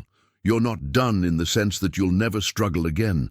You'll still have hard days. You'll still experience anger or hurt, but you have the tools now to work through those feelings instead of being controlled by them. You know how to choose forgiveness over bitterness. You know how to extend grace instead of demanding justice. What if I slip back? What if the anger comes back and I can't handle it? Then you call me. We do a tune-up session. But Mike, I think you're underestimating how far you've come. 3 months ago, you were drowning in bitterness and convinced forgiveness was impossible. Now you're not just forgiving David, you're helping others learn to forgive. You're teaching Tom. You're modeling grace for your parents. You're living proof that transformation is possible. It doesn't feel like transformation. It feels like I just finally started doing what I should have done 3 years ago. That's exactly what transformation is. Not becoming someone completely different, but becoming who you were meant to be all along. Underneath the anger and bitterness, you've always been someone capable of grace. You just needed to remember it. We scheduled our sessions to move to monthly check-ins. The transition felt both freeing and scary. I'd come to depend on these weekly conversations, this space to process and heal. But Dr. Chen was right. I had the tools now. I could do this work on my own. That weekend, my parents invited David and me to dinner. A regular thing now, family dinners every few weeks. Still sometimes awkward, still navigating new dynamics, but real. Honest, a family learning to be family again.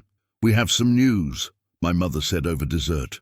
Your father and I have been doing a lot of work in counseling, working through our own issues, learning why we enabled David's behavior, understanding our patterns, and we want to share something we learned. Bin, my father picked up the thread. We realized we've been conflict avoidant our whole marriage. Whenever there was tension or disagreement, we'd sweep it under the rug rather than deal with it directly. We thought we were keeping peace, but really, we were just allowing problems to fester. And when you two had your conflict, my mother continued, we did the same thing. We tried to smooth it over, make it go away, pretend it wasn't as serious as it was.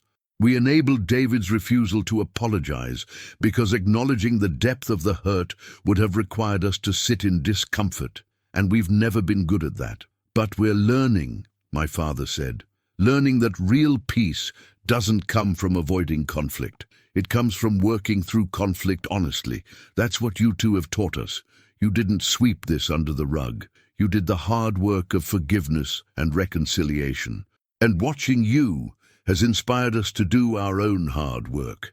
We're proud of you boys, my mother said, tears in her eyes, both of you, for being braver than we were, for choosing the hard path of healing instead of the easy path of continued avoidance. After dinner, David and I stood in the driveway talking. Did you ever think we'd get here? He asked. 3 months ago, I couldn't imagine us even talking. Now we're having family dinners, and our parents are in therapy learning from us. I didn't think it was possible. I thought the fracture was permanent, that some things, once broken, can't be fixed. Can they be fixed? Or are we just building something new? Both, maybe. We're not the brothers we were before. That relationship is gone. You can't unbreak something, but we're building a new relationship, one that's been tested, one that knows what it costs to lose each other. Maybe that makes it stronger. I hope so, because Mike, I don't want to lose you again. These past 3 months, having my brother back, it's meant everything to me. I don't want to lose you either. But David, we need to talk about something, about what happens if there's another conflict, because there will be. We're going to disagree. We're going to hurt each other, probably unintentionally. How do we make sure we don't end up in another 3-year silence? We talk about it immediately. We don't let things fester. We commit to honest communication even when it's uncomfortable. And if you screw up again, and you will, we both will, you apologize. You take responsibility. You don't get defensive or make me feel guilty for being hurt. You own it. I will. I promise. I never want to be the person who ran from accountability again. Mid-March brought an unexpected invitation. Walter called and asked if I'd be willing to speak at his church about forgiveness, share my story publicly. I don't know, Walter. I'm not a public speaker. I'm just someone who learned to forgive my brother. That's exactly why you should speak. People don't need experts. They need real stories. Real people who've walked the hard path of forgiveness and found freedom. Your story could help a lot of people. I agreed nervously. The following Sunday I stood in front of a small congregation and told my story about David's betrayal, about 3 years of anger, about Walter's wisdom on Christmas Day, about learning to forgive without an apology, about choosing peace over vindication, about the freedom that came from releasing the debt. I'm not telling you this story because I did everything right, I said. I didn't. I wasted 3 years nursing a grudge that was destroying me. I made reconciliation harder than it needed to be by insisting David had to apologize before I could forgive. But I'm telling you this story because I want you to know forgiveness is possible. Even when the other person doesn't deserve it, even when they don't apologize, even when nothing external changes, you can still find freedom, you can still choose peace, you can still lay down the weapons in the war you're fighting inside yourself. After the service, people came up to thank me, to share their own stories of unforgiveness, to ask questions about how to start the process. One woman, probably in her 60s, grabbed my hand with tears streaming down her face. I haven't spoken to my daughter in 7 years. 7 years, and I've been waiting for her to apologize, to make the first move, to show me she deserves my forgiveness. But listening to you, I realize I'm the one in prison. She's moved on with her life. I'm the one stuck, angry, bitter, destroying myself while waiting for her to change. Thank you. Thank you for showing me there's another way. I thought about that woman for days. 7 years of silence. 7 years of missing her daughter. 7 years of choosing to be right over being in relationship. And she was just one of many, carrying similar burdens.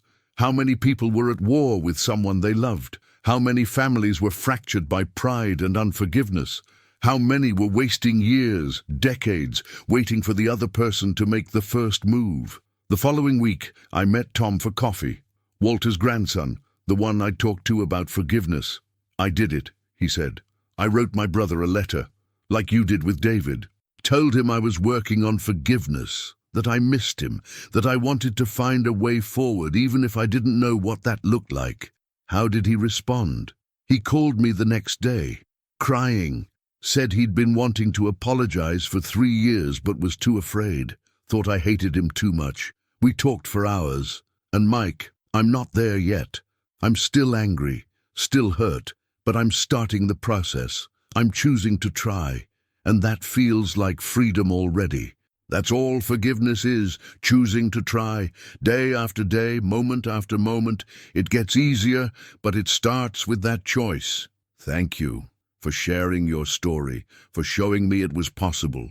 I was drowning in bitterness, and you threw me a lifeline. After he left, I sat in the coffee shop thinking about the ripple effects. Walter's story had reached me. My story had reached Tom. Tom's story would reach others. Grace spreading from person to person, healing multiplying, freedom becoming contagious. Late March, David and I took a road trip together. Just a weekend getaway, but significant. Our first extended time together since the reconciliation. We drove to the coast, stayed in a small hotel, walked on the beach, talked for hours. "Can I ask you something?" David said as we sat watching the sunset. "Do you ever wish things had happened differently? That I'd apologized sooner? That we hadn't lost 3 years?" "Of course, all the time. But I'm also grateful for what the journey taught me. I learned things about grace and forgiveness and freedom that I couldn't have learned if everything had been easy. The hard seasons, they're often the most formative. Do you think you can fully trust me again? Or will there always be a part of you that's waiting for me to screw up? I don't know. Trust takes time to rebuild. But David, I'm not keeping score. I'm not looking for ways you might fail. I'm choosing to give you the benefit of the doubt, to believe you've changed, to extend grace instead of suspicion. That's what love does. It believes the best instead of assuming the worst. Even after I gave you every reason to assume the worst. Especially then, because that's what grace is. Giving people what they don't deserve because you've received what you don't deserve. I've been given so much grace, by Walter, by Dr. Chen, by James, by God. How can I hold back grace from you? We walked in comfortable silence for a while. Then David said, "I want to tell you something, about the past 3 years, about what it was like on my side." "Okay." "I was miserable every day. I knew I'd screwed up, knew I'd hurt you, knew I should apologize. But pride kept stopping me. Fear kept stopping me. And the longer it went, the worse it got. I'd wake up in the middle of the night thinking about you, about our fractured family, about the debt I couldn't pay, not just the money debt, but the relational debt. And I felt trapped, like I'd destroyed something I could never fix. Why didn't you reach out? Even without an apology, why didn't you try? Because I thought you hated me, thought you'd reject any attempt I made. Convinced myself that the best thing I could do was leave you alone. But really, I was just a coward, too afraid of rejection to risk reaching out, too proud to admit I was wrong, too ashamed to face what I'd done. And then my letter came, and then your letter came, and it broke me open, because you extended grace I didn't deserve, hadn't asked for, couldn't earn. You showed me what forgiveness looked like, and it made me want to be worthy of it, made me want to change, made me want to be the brother you deserved, instead of the brother I'd been. You're becoming that brother, every day. Every choice you make to show up, to be honest, to take responsibility, you're proving you've changed. And I see it. I see the difference. Thank you for giving me a second chance, for not giving up on me, for choosing grace over justice. I don't deserve it, but I'm so grateful for it. That night in the hotel, I couldn't sleep. I stood at the window looking at the ocean, thinking about the journey of the past 3 months. From Christmas Eve warfare to Easter grace. From drowning in bitterness to swimming in freedom. From broken to healing. From isolated to reconnected. I thought about Walter's son, dead before reconciliation could happen. About the woman at church who hadn't spoken to her daughter in 7 years.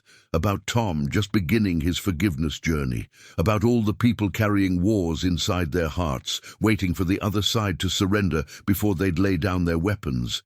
And I felt called to something. Not clearly defined yet, but present. A sense that my story wasn't just for me. That the freedom I'd found wasn't meant to be hoarded. That the grace I'd received was meant to be extended. The next morning over breakfast, I told David about the feeling. I think I'm supposed to do something with this, with what I've learned about forgiveness. Maybe write about it. Maybe speak more. Maybe help others find the freedom I found. I don't know what it looks like yet, but I feel called to it. You should. Your story helped Tom, helped that woman at church. It could help a lot of people. And Mike, you're good at this. At making forgiveness feel possible instead of impossible, at showing people there's a way out of the prison of bitterness. I'm not an expert, I just lived through it. That makes you more qualified, not less. People don't need experts, they need guides. Someone who's walked the path and can show them it's possible to walk it too. Driving home that afternoon, I felt something settling into place, a sense of purpose I hadn't felt in years.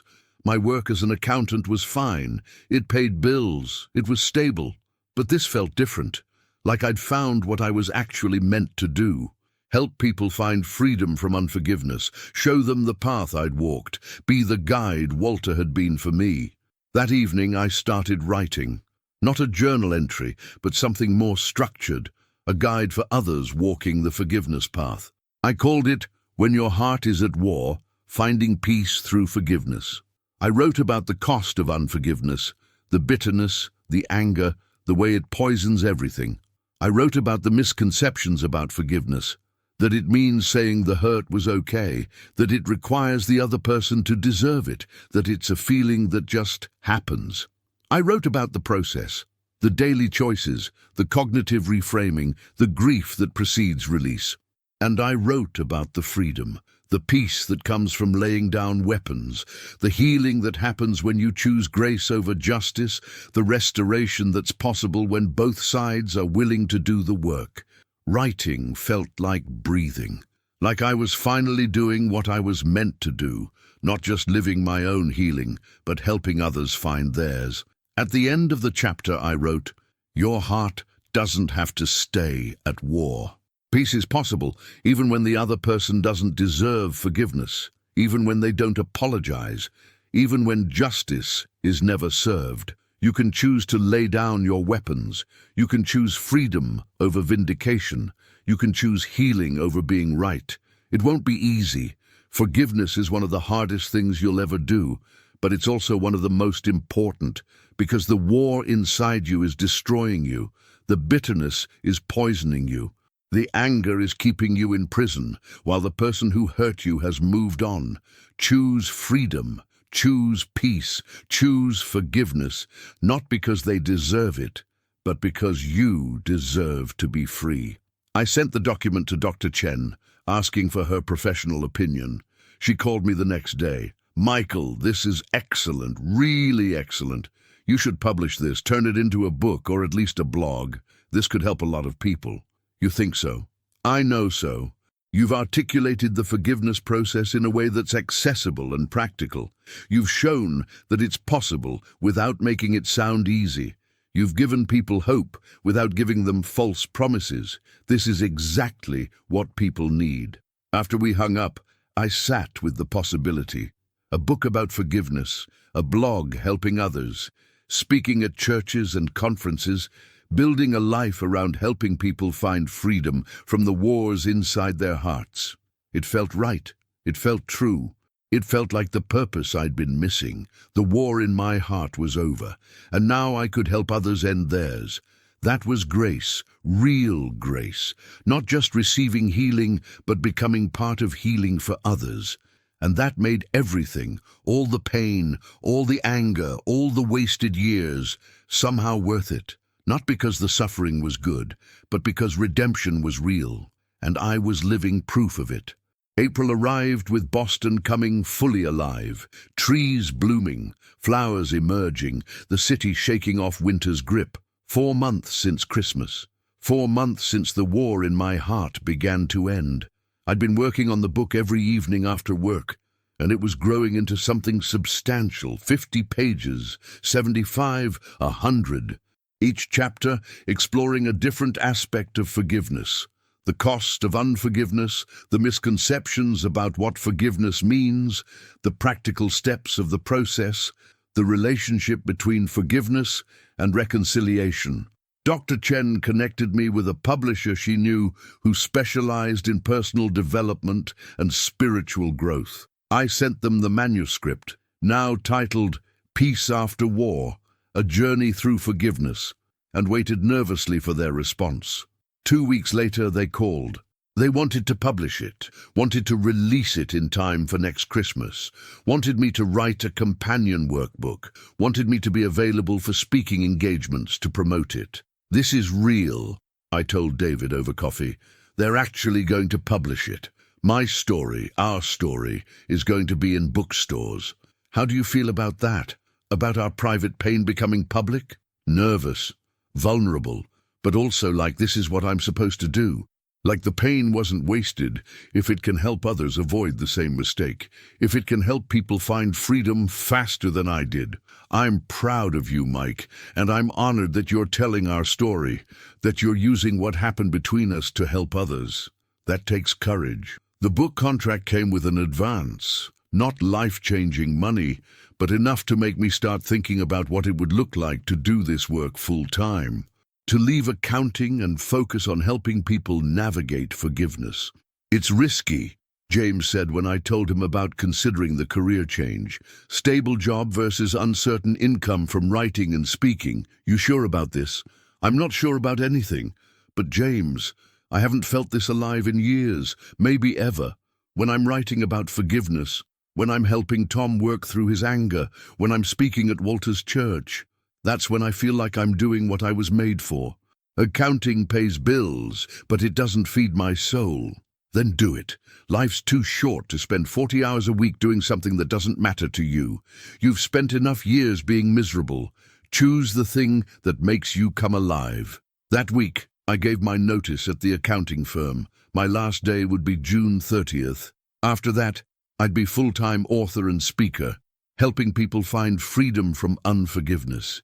It was terrifying and exhilarating in equal measure. Mid-April, I got a call from Tom. Mike, I need to tell you something. My brother and we're reconciled, like really reconciled. We've been meeting twice a week. He's paid back half the money he owed me. We're rebuilding trust. And it's because of you, because you showed me it was possible. Tom, that's amazing. I'm so happy for you. There's more. I told my story at my church. About the anger I'd been carrying, about learning to forgive, about the freedom I've found.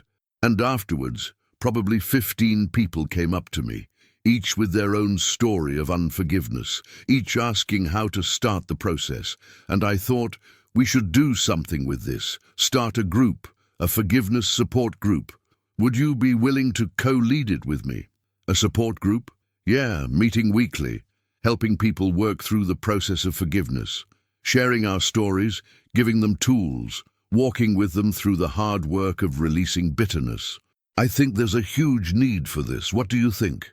I think that's exactly what people need. I'm in. We started the group the first week of May. Expected maybe 5 or 6 people.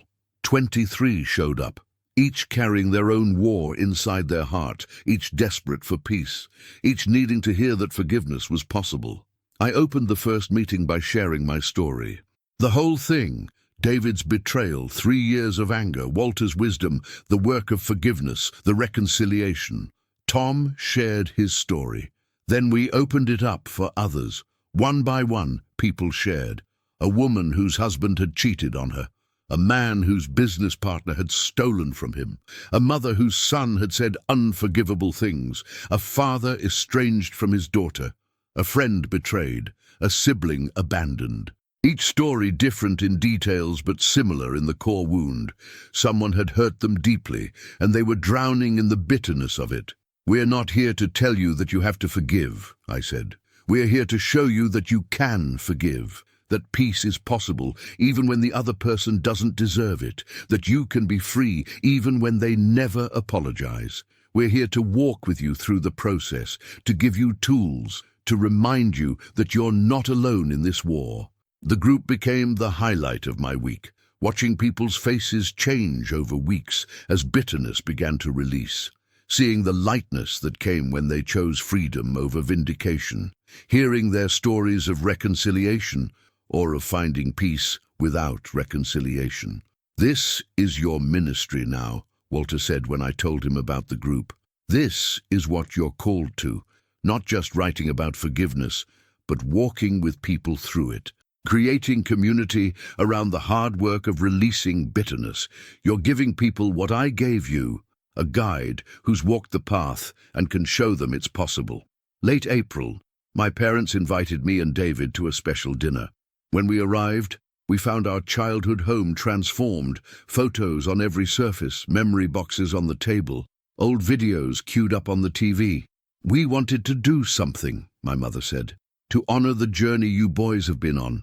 To celebrate the healing in our family, to remember who we were before the fracture and who we're becoming after it.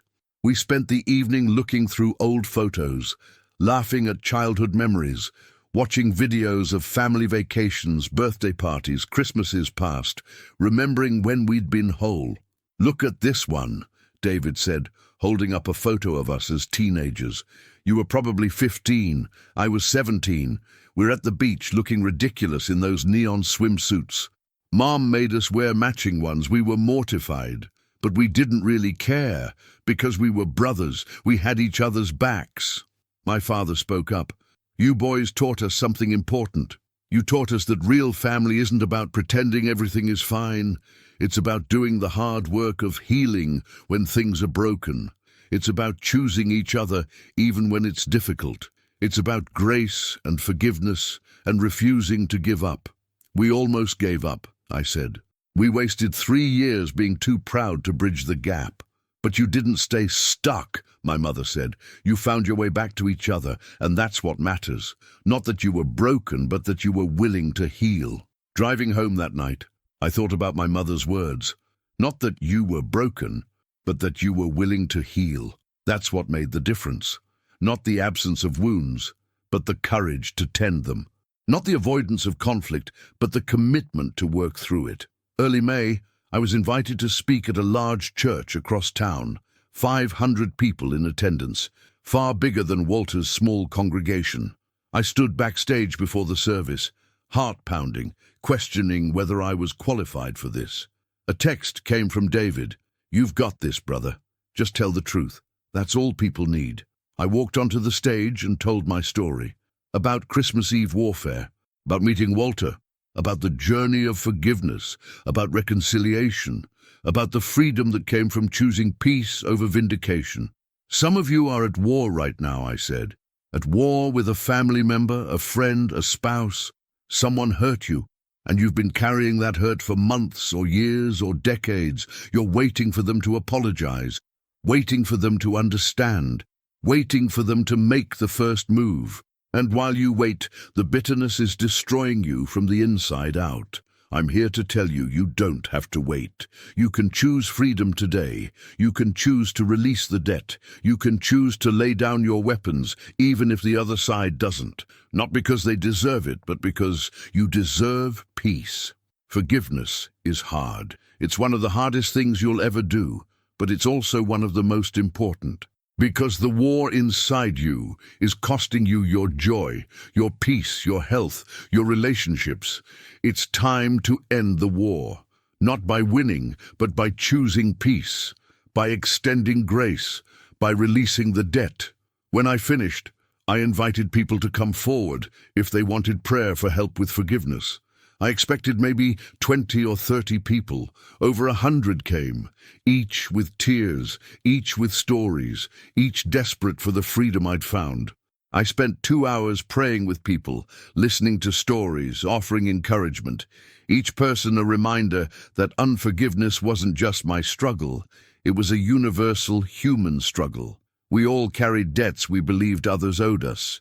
We all nursed wounds we were afraid to release. We all fought wars inside our hearts. The week after that, I spoke at a conference on conflict resolution, then at a marriage retreat about forgiveness in relationships, then at a men's group about releasing bitterness. Invitations were coming faster than I could accept them. "You're becoming known for this," Dr. Chen said during one of our monthly check-ins. "People are associating you with forgiveness work. How does that feel?" Surreal. 4 months ago, I was just an angry accountant who couldn't forgive his brother. Now I'm speaking to hundreds of people about forgiveness. It feels like someone else's life, but it's yours, and you earned it. You did the hard work of healing. You chose vulnerability over self-protection. You extended grace when you wanted justice, and now you're helping others do the same. That's beautiful, Mike. That's redemption. Mid-May, David called with unexpected news. "Mike, I have something to tell you. I've been saving, working extra hours, and I have the rest of the money, the full 50,000. I want to give it to you." I was stunned. "David, you don't have to." "I know I don't have to, but I want to. I want to fully make restitution. I want to show you that I'm trustworthy, that I keep my word, even if it takes me years. Here's the thing. It's going to take me another year to save the remaining 35,000, but I'm committing to it, to paying you back in full. Is that okay? David, the money stopped mattering months ago.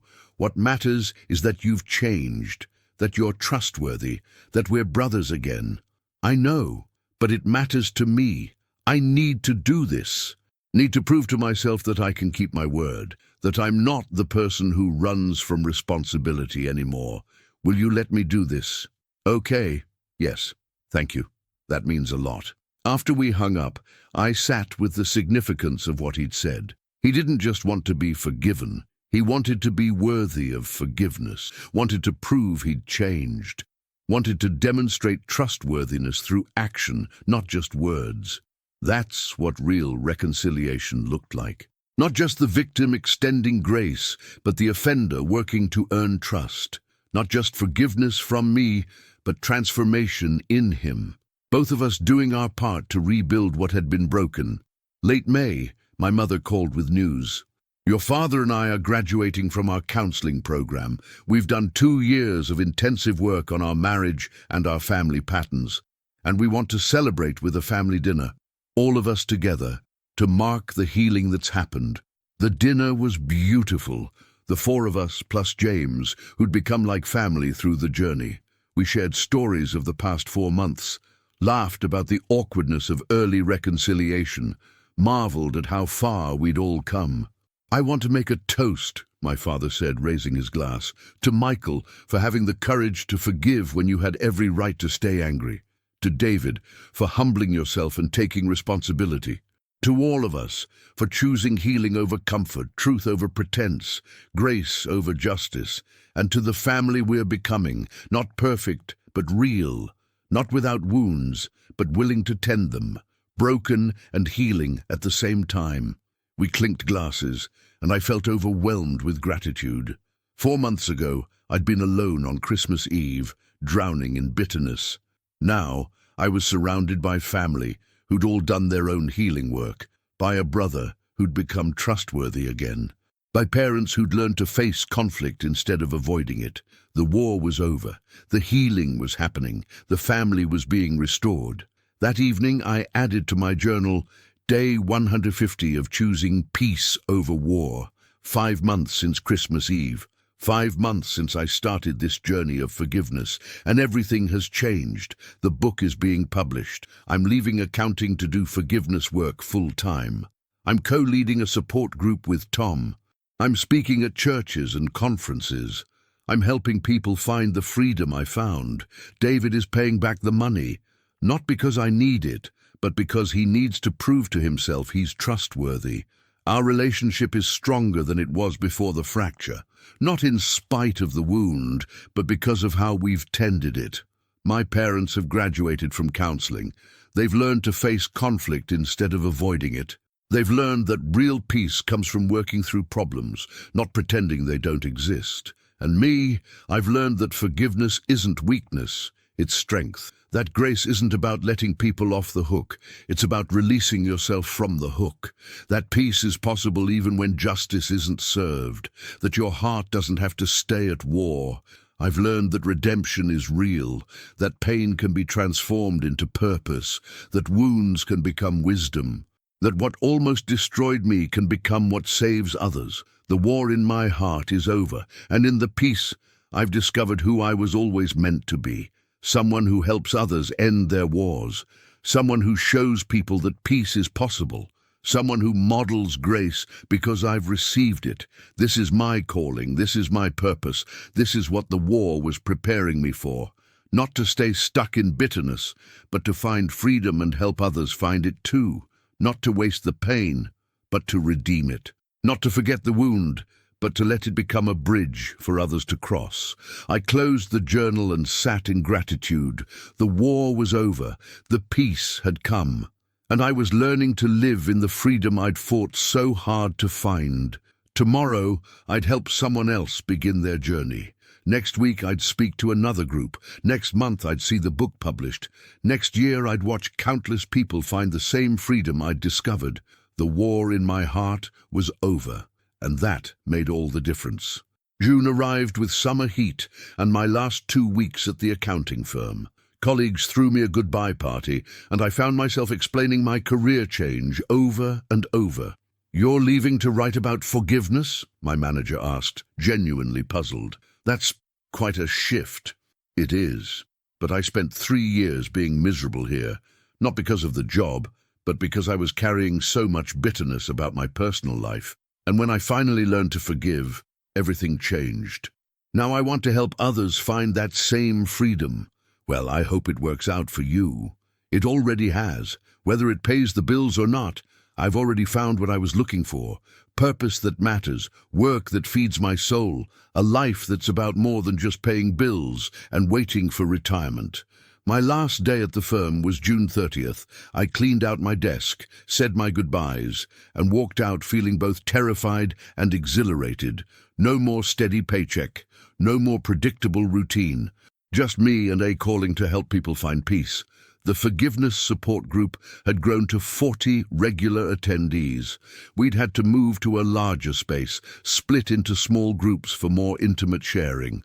Tom and I were training other leaders to help facilitate, people who'd done their own forgiveness work and could guide others through the process. One woman in the group, Karen, had a particularly powerful story. She'd been estranged from her sister for 12 years over an inheritance dispute. 12 years of silence, bitterness, annual holidays spent apart. "I came to this group convinced my sister needed to apologize first," Karen said during one session. "Convinced that forgiveness without her acknowledgement would be weak. But listening to your story, Mike, and watching others in this group choose freedom, it gave me courage to try. I wrote my sister a letter, told her I was working on forgiveness, that I missed her, that I wanted to find a way forward. But how did she respond?" someone asked. "She called me sobbing, said she'd been wanting to reach out for years but was too afraid, that she'd thought I hated her too much. We talked for 3 hours, and then we met for coffee. And Mike, we're rebuilding. After 12 years, we're actually rebuilding. And it started because I was willing to extend grace before receiving an apology." Stories like Karen's were becoming common in the group. Siblings reconciling, parents and adult children rebuilding, spouses finding their way back to each other, friends restoring broken relationships. Not every story ended in reconciliation. Some people chose forgiveness without restored relationship. But every story included freedom, peace, release from the prison of bitterness. "You're changing lives," Walter told me over coffee one morning. "I can see it in the people at church, in Tom and his brother, in that woman at the last meeting who said your story gave her courage to forgive her father after 20 years. This is your calling, Mike. This is what you were made for." It still feels surreal. A year ago, I was drowning in anger. Now I'm helping others learn to swim. That's exactly how it works. We're wounded, we're healed, and then our wounds become our ministry. The very thing that almost destroyed you is now what you're using to save others. That's redemption. Early July brought the book release, Peace After War, A Journey Through Forgiveness, hit bookstores and online retailers. The publisher arranged a book tour, 15 cities over 6 weeks. Readings, Q&As, book signings. The first event was in Boston. I stood in a bookstore, looking at copies of my book on the shelf, my story bound and printed and available for anyone to read, and felt overwhelmed. "How does it feel?" David asked. He'd come to support me at the launch. Terrifying, vulnerable. Like I've given people access to my worst moments, my deepest pain, my private journey, but also like you're giving them hope, like you're showing them it's possible. That's worth the vulnerability. 60 people showed up to the launch. I read excerpts, answered questions, signed books. Person after person came up with their own stories of unforgiveness, their own wars inside their hearts, their own desperate need for the freedom I'd found. "I haven't spoken to my son in 5 years, one man said. 5 years, and reading your book, it's given me the courage to try, to reach out, to extend grace, even if he doesn't extend it back. Thank you." A woman in her 30s. "My best friend betrayed me 3 years ago. I've been carrying the anger ever since. But your story showed me that I'm the one in prison, not her. She's moved on with her life while I'm stuck being bitter. I'm ready to choose freedom. Thank you for showing me how. The book tour was exhausting and exhilarating. Every city, more stories, more people carrying wars, more desperate hunger for peace. I spoke at churches, conferences, bookstores, universities. Anywhere people would listen, I told my story and offered the tools I'd learned. You're becoming known, Dr. Chen said during one of our monthly check-ins. People are starting to associate your name with forgiveness work. There are articles about you, podcast interviews, speaking requests coming in faster than you can handle. How are you managing all of this? Barely. It's overwhelming. But also, Dr. Chen, I've never felt more alive. Every conversation, every person who finds freedom, every story of reconciliation, it fuels me. This isn't work, it's calling. Just be careful not to burn out. You spent 3 years drowning in bitterness. Don't spend the next 3 drowning in busyness. Make sure you're taking care of yourself, maintaining boundaries, protecting your own peace. She was right. The demands were increasing faster than I could manage. I needed to be intentional about sustainability, about rest, about not sacrificing my own healing in the pursuit of helping others heal. Mid-July, something unexpected happened. I got an email from someone who'd read the book. But this wasn't a gratitude email or a question about the forgiveness process. It was a challenge. Your story is easy, the email read. Your brother apologized, he paid you back. You got the reconciliation you wanted. But what about those of us whose offenders never apologize, whose wounds never heal, whose justice is never served? Your story doesn't apply to us. The email stung, but it also made me think, was my story too easy? Did the fact that David eventually apologized undermine the message about forgiving without apology? I called Walter. Someone challenged my story. Said it was too easy because David apologized, that it doesn't help people whose offenders never change. What do you think? I don't know. David did apologize. We did reconcile. Maybe that does make my story less applicable to people whose situations don't resolve so neatly. Mike, listen to me. Your story isn't about the outcome. It's about the process. You didn't wait for David's apology to start forgiving. You forgave him before he apologized. You chose peace before you had any guarantee of reconciliation. The fact that he eventually apologized doesn't change the fact that you'd already done the hard work of releasing bitterness without it. But people might think forgiveness only works if the other person changes. Then you make it clear that it doesn't. You emphasize that you were finding peace before David called, that your healing wasn't dependent on his apology. That reconciliation is a bonus, not a requirement. You tell the full truth, that you would have been okay even if he'd never apologized, that you were already free. I wrote a blog post addressing the challenge, titled it, When They Never Apologize, Forgiveness Without Reconciliation. In it, I acknowledge that David's apology was a gift, not a requirement, that I'd been finding peace before he called, that many people would never get the apology, the acknowledgement, the reconciliation they deserved, but they could still find freedom, still choose peace, still release the debt. The response was overwhelming. Hundreds of comments from people whose offenders had never apologized, who'd found freedom anyway, who needed to hear that their forgiveness was valid even without reconciliation. Thank you for this, one woman wrote. My abuser died without ever acknowledging what he did to me. I thought that meant I could never be free.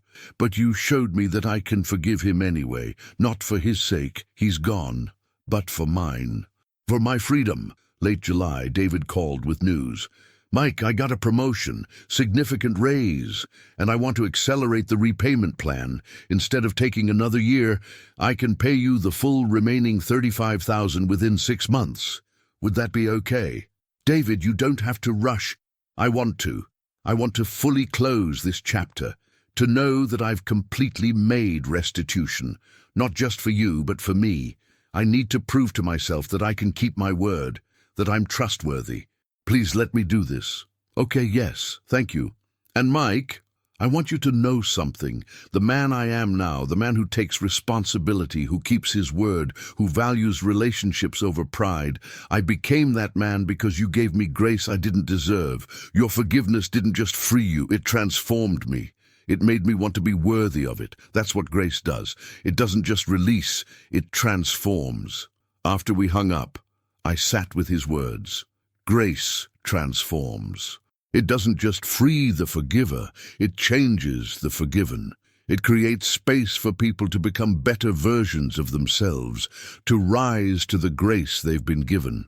That's what had happened with David. My forgiveness hadn't enabled his bad behavior. It had inspired his transformation. It had given him a glimpse of who he could be and made him want to become that person. Early August brought an invitation that surprised me. A national television show wanted to interview me about the book. A major platform, millions of viewers, an opportunity to share the forgiveness message with an audience I could never reach on my own. "Are you ready for this?" James asked when I told him. "National television? That's a different level of exposure.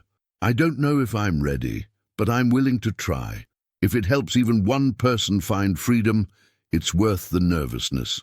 The interview was scheduled for late August. I spent weeks preparing, working with a media coach, practicing how to tell my story concisely, how to communicate the core message clearly. The day of the interview, I was a wreck, pacing in the green room, second-guessing everything, wanting to cancel. David texted, "You've got this, brother. Just tell the truth. That's all you've ever done. Tell the truth about the cost of bitterness and the freedom of forgiveness. They need to hear it." I walked onto the set, sat across from the host. The cameras started rolling. "Michael, you've written a powerful book about forgiveness. Tell us what inspired it." So I told my story, not the sanitized version, but the real one, about 3 years of bitterness destroying me, about meeting Walter, who showed me what happened when you wait too long to forgive, about learning that forgiveness wasn't about David, it was about me choosing freedom. Some people watching might be thinking, "But they don't deserve forgiveness." "What they did was unforgivable," the host said. "What would you say to them?" "I'd say you're right. The person who hurt you probably doesn't deserve forgiveness, but you deserve peace. You deserve to be free from the prison of bitterness, and forgiveness is the key to that freedom. It's not about letting them off the hook. It's about releasing yourself from the hook. It's not about saying what they did was okay. It's about refusing to let what they did continue to destroy you. And what about people who can never reconcile with the person who hurt them? What if that person is gone or unwilling to change? Then you forgive them anyway, not for their sake, but for yours. Forgiveness doesn't require the other person's participation. It's something you do unilaterally. You release the debt. You choose peace. You lay down your weapons even if they don't lay down theirs, because the war inside you is killing you and you deserve to live. The interview was 12 minutes. When it aired 2 days later, my website crashed from the traffic. My email inbox exploded. Social media mentions went from dozens a day to thousands. "You've gone viral," my publisher said. "The interview clip has millions of views. The book jumped to number 3 on the bestseller list. We're printing 100,000 more copies. Mike, you've tapped into something people desperately need. Everyone is at war with someone. Everyone is carrying unforgiveness, and you're showing them there's another way." The attention was overwhelming. Interview requests, speaking invitations, people wanting to share their stories. I had to hire an assistant to help manage it all. Had to set boundaries to protect my own peace. Had to remember Dr. Chen's warning about not drowning in busyness.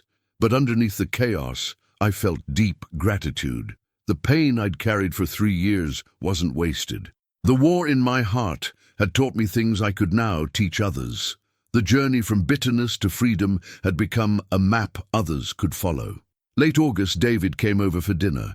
We'd been doing this weekly now, just hanging out, watching games, being brothers, building a relationship that wasn't defined by the past but informed by it. "I've been thinking about something," he said.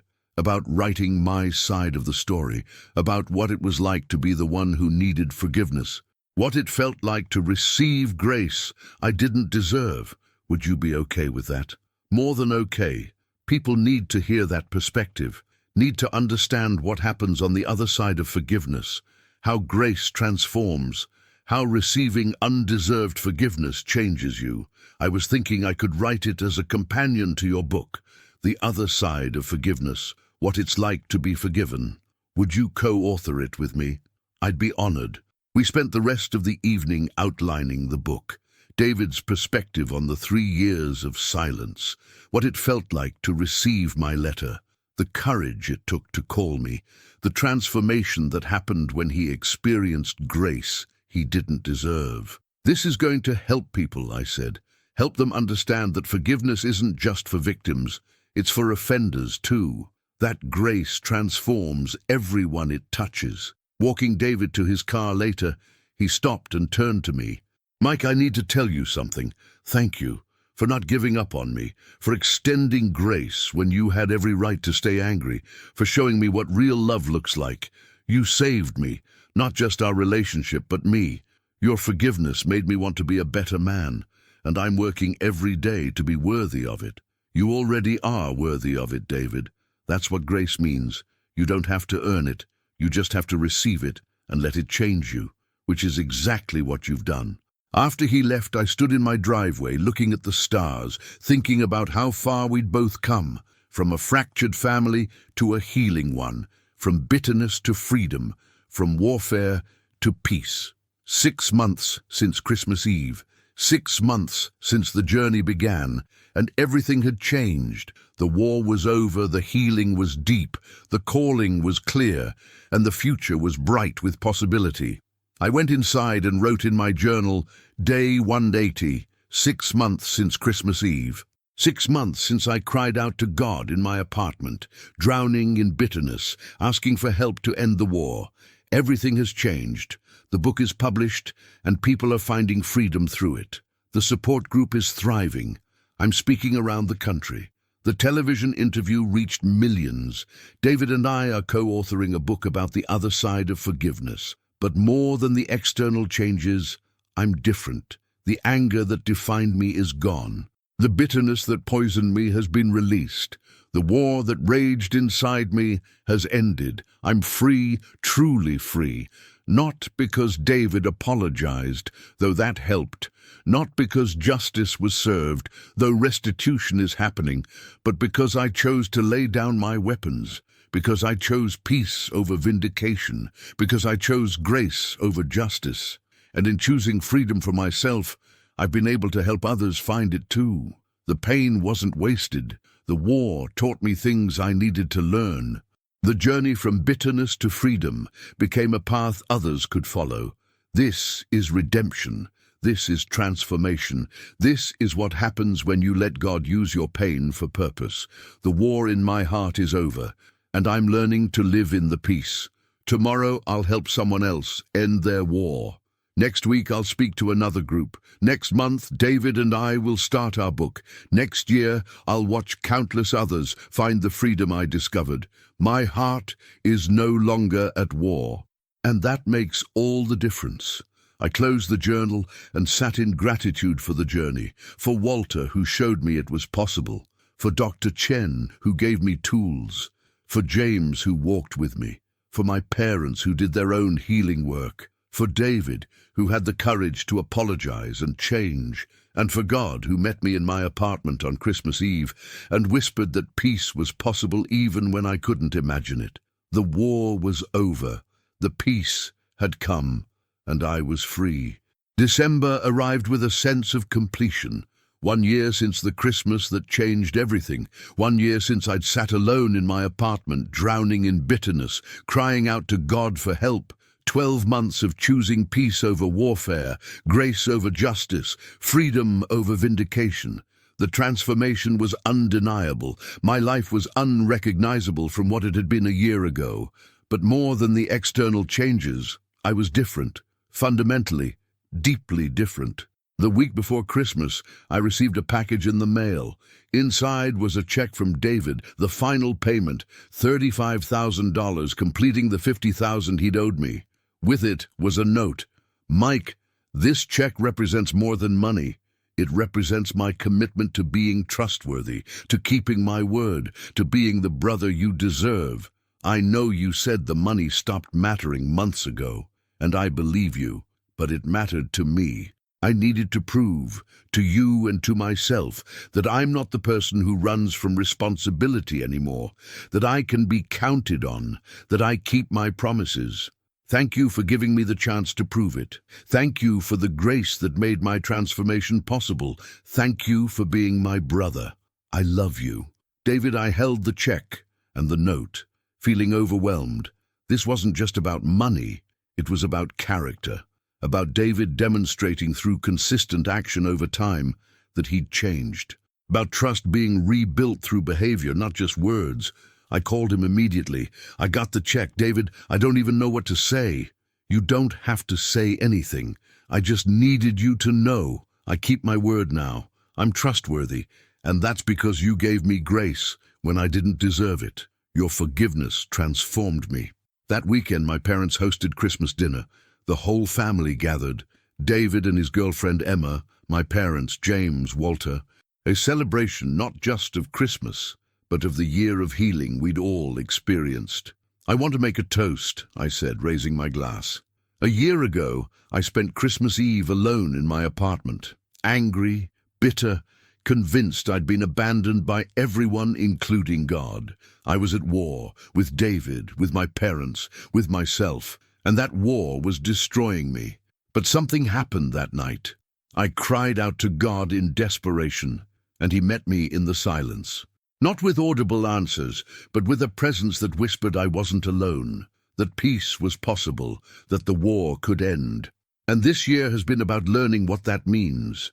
Learning to lay down weapons, learning to extend grace, learning to forgive without requiring an apology, learning that freedom comes from releasing debts, not collecting them. So I want to thank each of you. Walter, for showing me what happens when you wait too long to forgive. David, for having the courage to apologize and change. Mom and Dad, for doing your own healing work. James, for walking with me through the hardest parts. And all of you for being part of this journey from warfare to peace, to family, to grace, to the freedom that comes from choosing peace over being right. Everyone raised their glasses. To peace. The conversation around the table was easy, genuine, laughter mixed with serious moments. Stories from the past year, David's first phone call, my book launch, the television interview, the support group growing, each memory a marker of healing, each story evidence of transformation. After dinner, David pulled me aside. Mike, I need to tell you something. I'm going to propose to Emma on New Year's Eve, and I want you to be my best man when we get married. David, I'd be honored. I'm serious. You're my brother, my best friend. The person who believed in me when I'd given up on myself. I can't imagine getting married without you standing beside me. Then I'll be there, absolutely. Later that evening, Walter pulled me aside. I'm proud of you, Mike. So proud. A year ago, you were drowning. Now you're helping hundreds of people find the freedom you found. You took your pain and transformed it into purpose. That's beautiful. I learned it from you. You showed me it was possible. Showed me that the worst season of your life could teach you the most important things. My only regret is that I learned those lessons too late for my son. But I'm grateful I learned them in time to help you. And now you're helping others. That's redemption, Mike. That's what it looks like when God uses our pain for good. Christmas morning, I woke up in my apartment, and instead of feeling the emptiness of last year, I felt gratitude. I had family, I had purpose, I had peace. The war was over, and I was learning to live in the freedom. I spent the morning journaling, reflecting on the year. December 25th, 1 year later. Last Christmas Eve, I sat in this apartment at war, angry, bitter, convinced I was abandoned. I cried out to God asking for help, not really believing he would answer, but he did. Not with a miraculous intervention, not with instant healing, but with a gentle presence that whispered, peace is possible. The war can end. You just have to be willing to lay down your weapons. And this year has been about learning to do that, to lay down the weapons of bitterness and anger and resentment, to choose grace over justice, to extend forgiveness before receiving an apology, to find freedom in releasing debts rather than collecting them. The journey wasn't easy. There were days I wanted to pick up the weapons again, days the anger came roaring back. Days I doubted whether forgiveness was worth it. But I kept choosing peace. Every day, sometimes every hour, choosing to release the anger instead of feeding it, choosing to see David as human instead of as a villain, choosing freedom over vindication, and slowly the war ended. Not because David apologized, though he did, not because justice was served, though restitution happened, but because I chose to lay down my weapons regardless of what he did or didn't do. That choice set me free. And that freedom has become my calling, helping others end their wars, showing them that peace is possible even when the other person doesn't deserve forgiveness. That grace transforms everyone it touches, that you can be free even when justice is never served. The book has reached thousands, the support group has helped hundreds, the speaking engagements have touched tens of thousands. And it all started with one desperate prayer on Christmas Eve from a man at war with his brother. God didn't abandon me. He met me in my lowest moment and showed me there was another way, a way of grace, a way of peace, a way of forgiveness that sets both the forgiver and the forgiven free. My heart is no longer at war, and that changes everything. The day after Christmas, I received an email that made me cry. It was from the woman who'd spoken to me at Walter's church a year ago, the one who hadn't spoken to her daughter in 7 years. Dear Michael, I wanted you to know that I'm spending this Christmas with my daughter. We reconciled 6 months ago after I reached out with a letter similar to the one you sent David. She cried when she got it, called me the next day. We've been rebuilding ever since. I got to meet my 3-year-old grandson for the first time, a grandson I didn't even know I had because of my stubbornness. Thank you. Your story gave me the courage to end my war, and now I have my daughter back. Merry Christmas, and may God bless you for the work you're doing. I read the email 3 times, overwhelmed by the ripple effects. One conversation a year ago had led to a family reunion. 7 years of silence ended. A grandmother meeting her grandson, all because someone had been willing to extend grace. That's what happens when we choose peace, when we lay down our weapons, when we extend forgiveness. It doesn't just free us, it creates space for others to be free too. Grace multiplies, healing spreads, peace becomes contagious. New Year's Eve arrived, and David did propose to Emma. She said yes, tears streaming down her face. They announced it at the family gathering that evening, and we all celebrated. Another new beginning, another evidence of transformation. I never thought I'd have this, David said to me later. A year ago, I thought I'd destroyed any chance at having real family, having real relationship. But your forgiveness gave me a second chance. And now I'm getting married, starting a new chapter, building a life, all because you chose grace over justice.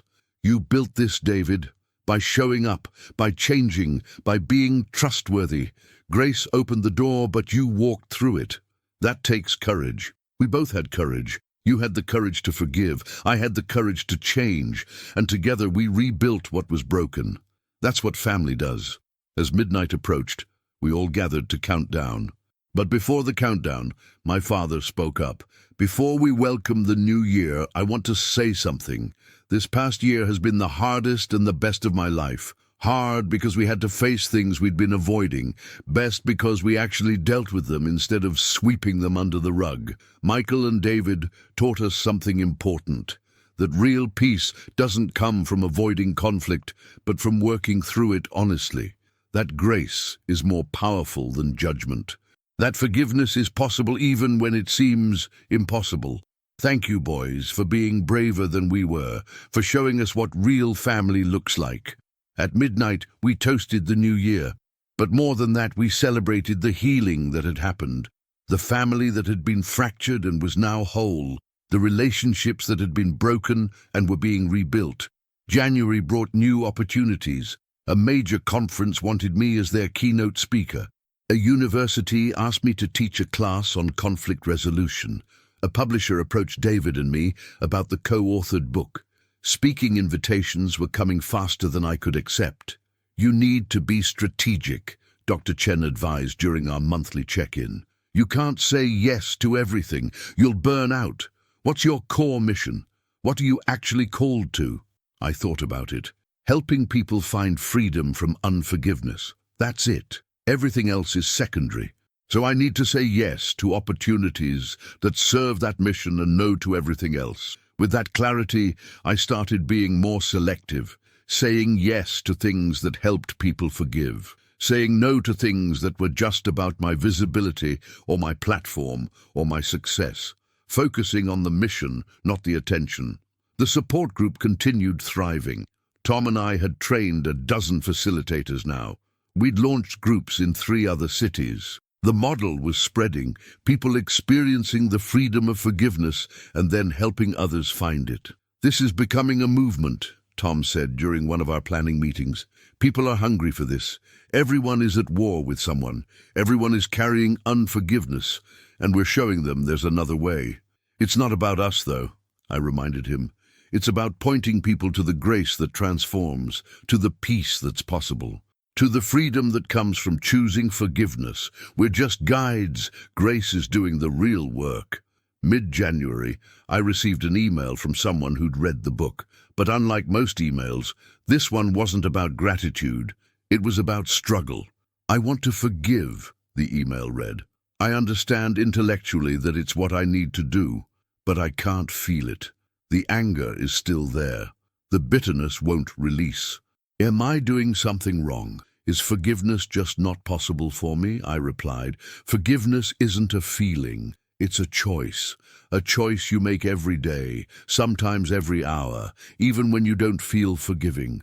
You feel the anger, you acknowledge it, and then you choose to release it instead of feeding it, over and over, day after day. Some days it will be easier. Some days the anger will come roaring back and you'll have to choose again. That's normal. That's the process. You're not doing anything wrong. You're doing the hard work of forgiveness. Keep choosing, keep releasing, keep trusting that freedom is coming even when you can't feel it yet. The feelings will follow the choices, eventually. But you can't wait for the feelings to make the choice.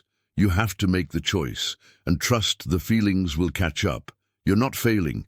You're in process. Keep going. Late January, David and I signed the contract for The Other Side of Forgiveness, what it's like to be forgiven. We spent February working on it together. Him writing about receiving undeserved grace, me writing about extending it. His perspective on the 3 years of silence, my perspective on choosing to forgive anyway. His story of transformation, my story of freedom. "This is healing in itself," David said one evening as we worked, writing about this, processing it, seeing how far we've both come. A year ago we barely spoke. Now we're writing a book together. That's evidence of God's grace. And it's going to help people, help them understand that forgiveness isn't just for victims. It transforms offenders too.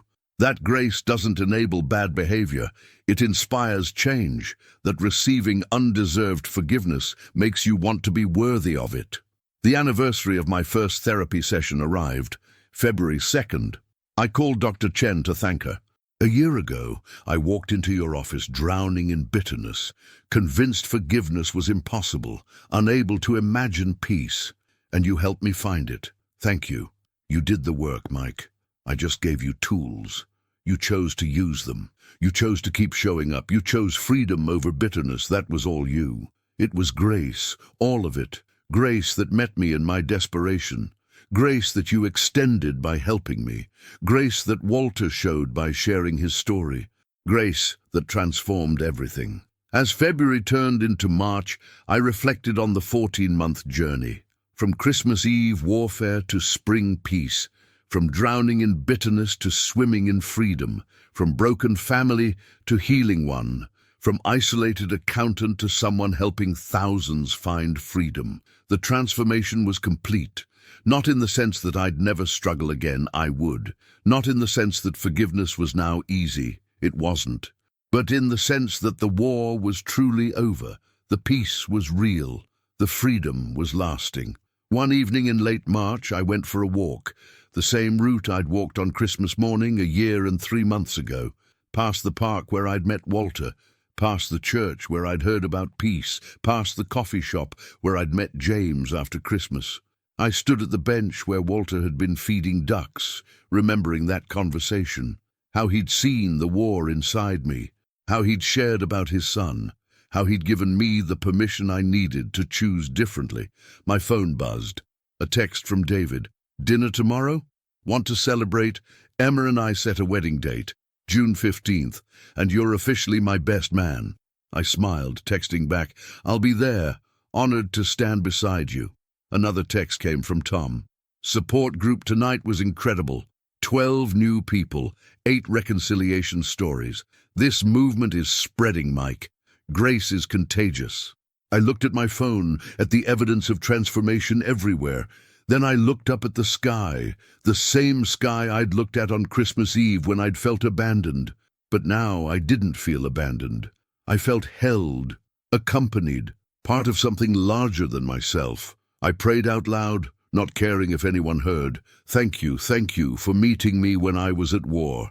Thank you for showing me that peace was possible. Thank you for the people you put in my path. Walter, Dr. Jen, James, my parents, David. Thank you for the grace that transformed everything. Thank you for taking my pain and redeeming it, for turning my bitterness into purpose, for using my story to help others find freedom. Thank you for showing me that forgiveness isn't weakness, it's strength, that grace isn't naive, it's powerful, that peace is possible even when justice isn't served. I spent 3 years at war with my brother, but you used that war to teach me about grace, about forgiveness, about the freedom that comes from laying down weapons, and now I get to help others discover the same freedom. My heart is no longer at war, and I'm grateful, so grateful, for every step of the journey that brought me here, for the pain that taught me, for the anger that showed me who I didn't want to be, for the forgiveness that set me free, for the reconciliation that restored what was broken. Use me however you want. Lead me wherever you're leading.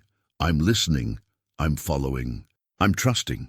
Because you didn't abandon me when I thought you had. You were there all along, in the silence, in the pain, in the journey from warfare to peace. Emmanuel, God with us, God with me, always. I stood there for a long time, feeling the peace that had replaced the war, the freedom that had replaced the bitterness, the purpose that had replaced the emptiness. My heart was no longer at war. And in that peace, I'd discovered who I was always meant to be. Someone who helps others end their wars, someone who shows people that forgiveness is possible, someone who models grace because I've received it. The journey that started with desperate prayer on Christmas Eve had led me here, to wholeness, to purpose, to freedom, to a life that mattered, not because it was impressive, but because it was true, not because I'd achieved great things, but because I'd learned to extend grace. I walked home as the sun was setting, thinking about tomorrow's dinner with David, about his wedding in June, where I'd stand beside him, about the book we were writing together, about the support group spreading, about the thousands of people finding freedom through the story of our healing. Christmas had arrived, and my heart had been at war. But the war was over now. Peace had won. Grace had transformed everything, and I was free, truly, completely, beautifully free. That was the miracle. Not that the circumstances changed perfectly, not that justice was always served, not that everyone who hurt me apologized, but that I'd learned to find peace anyway, to extend grace anyway, to be free anyway. The war in my heart was over. And that made all the difference, not just for me, but for everyone whose life I'd touch, for David, transformed by receiving grace, for Tom, learning to forgive his brother, for the woman reunited with her daughter, for the thousands reading the book, for the hundreds in support groups, For everyone learning that peace is possible even when the other person doesn't deserve forgiveness. Grace multiplies, healing spreads, peace becomes contagious. And it all started with one desperate prayer from a man at war with his brother. God, if you're there, I need help. I'm so tired of fighting. Show me how to find peace. He showed me. And I'll spend the rest of my life showing others, because no one has to stay at war. Peace is possible. Grace transforms. Forgiveness frees always. The war is over. Welcome home to peace.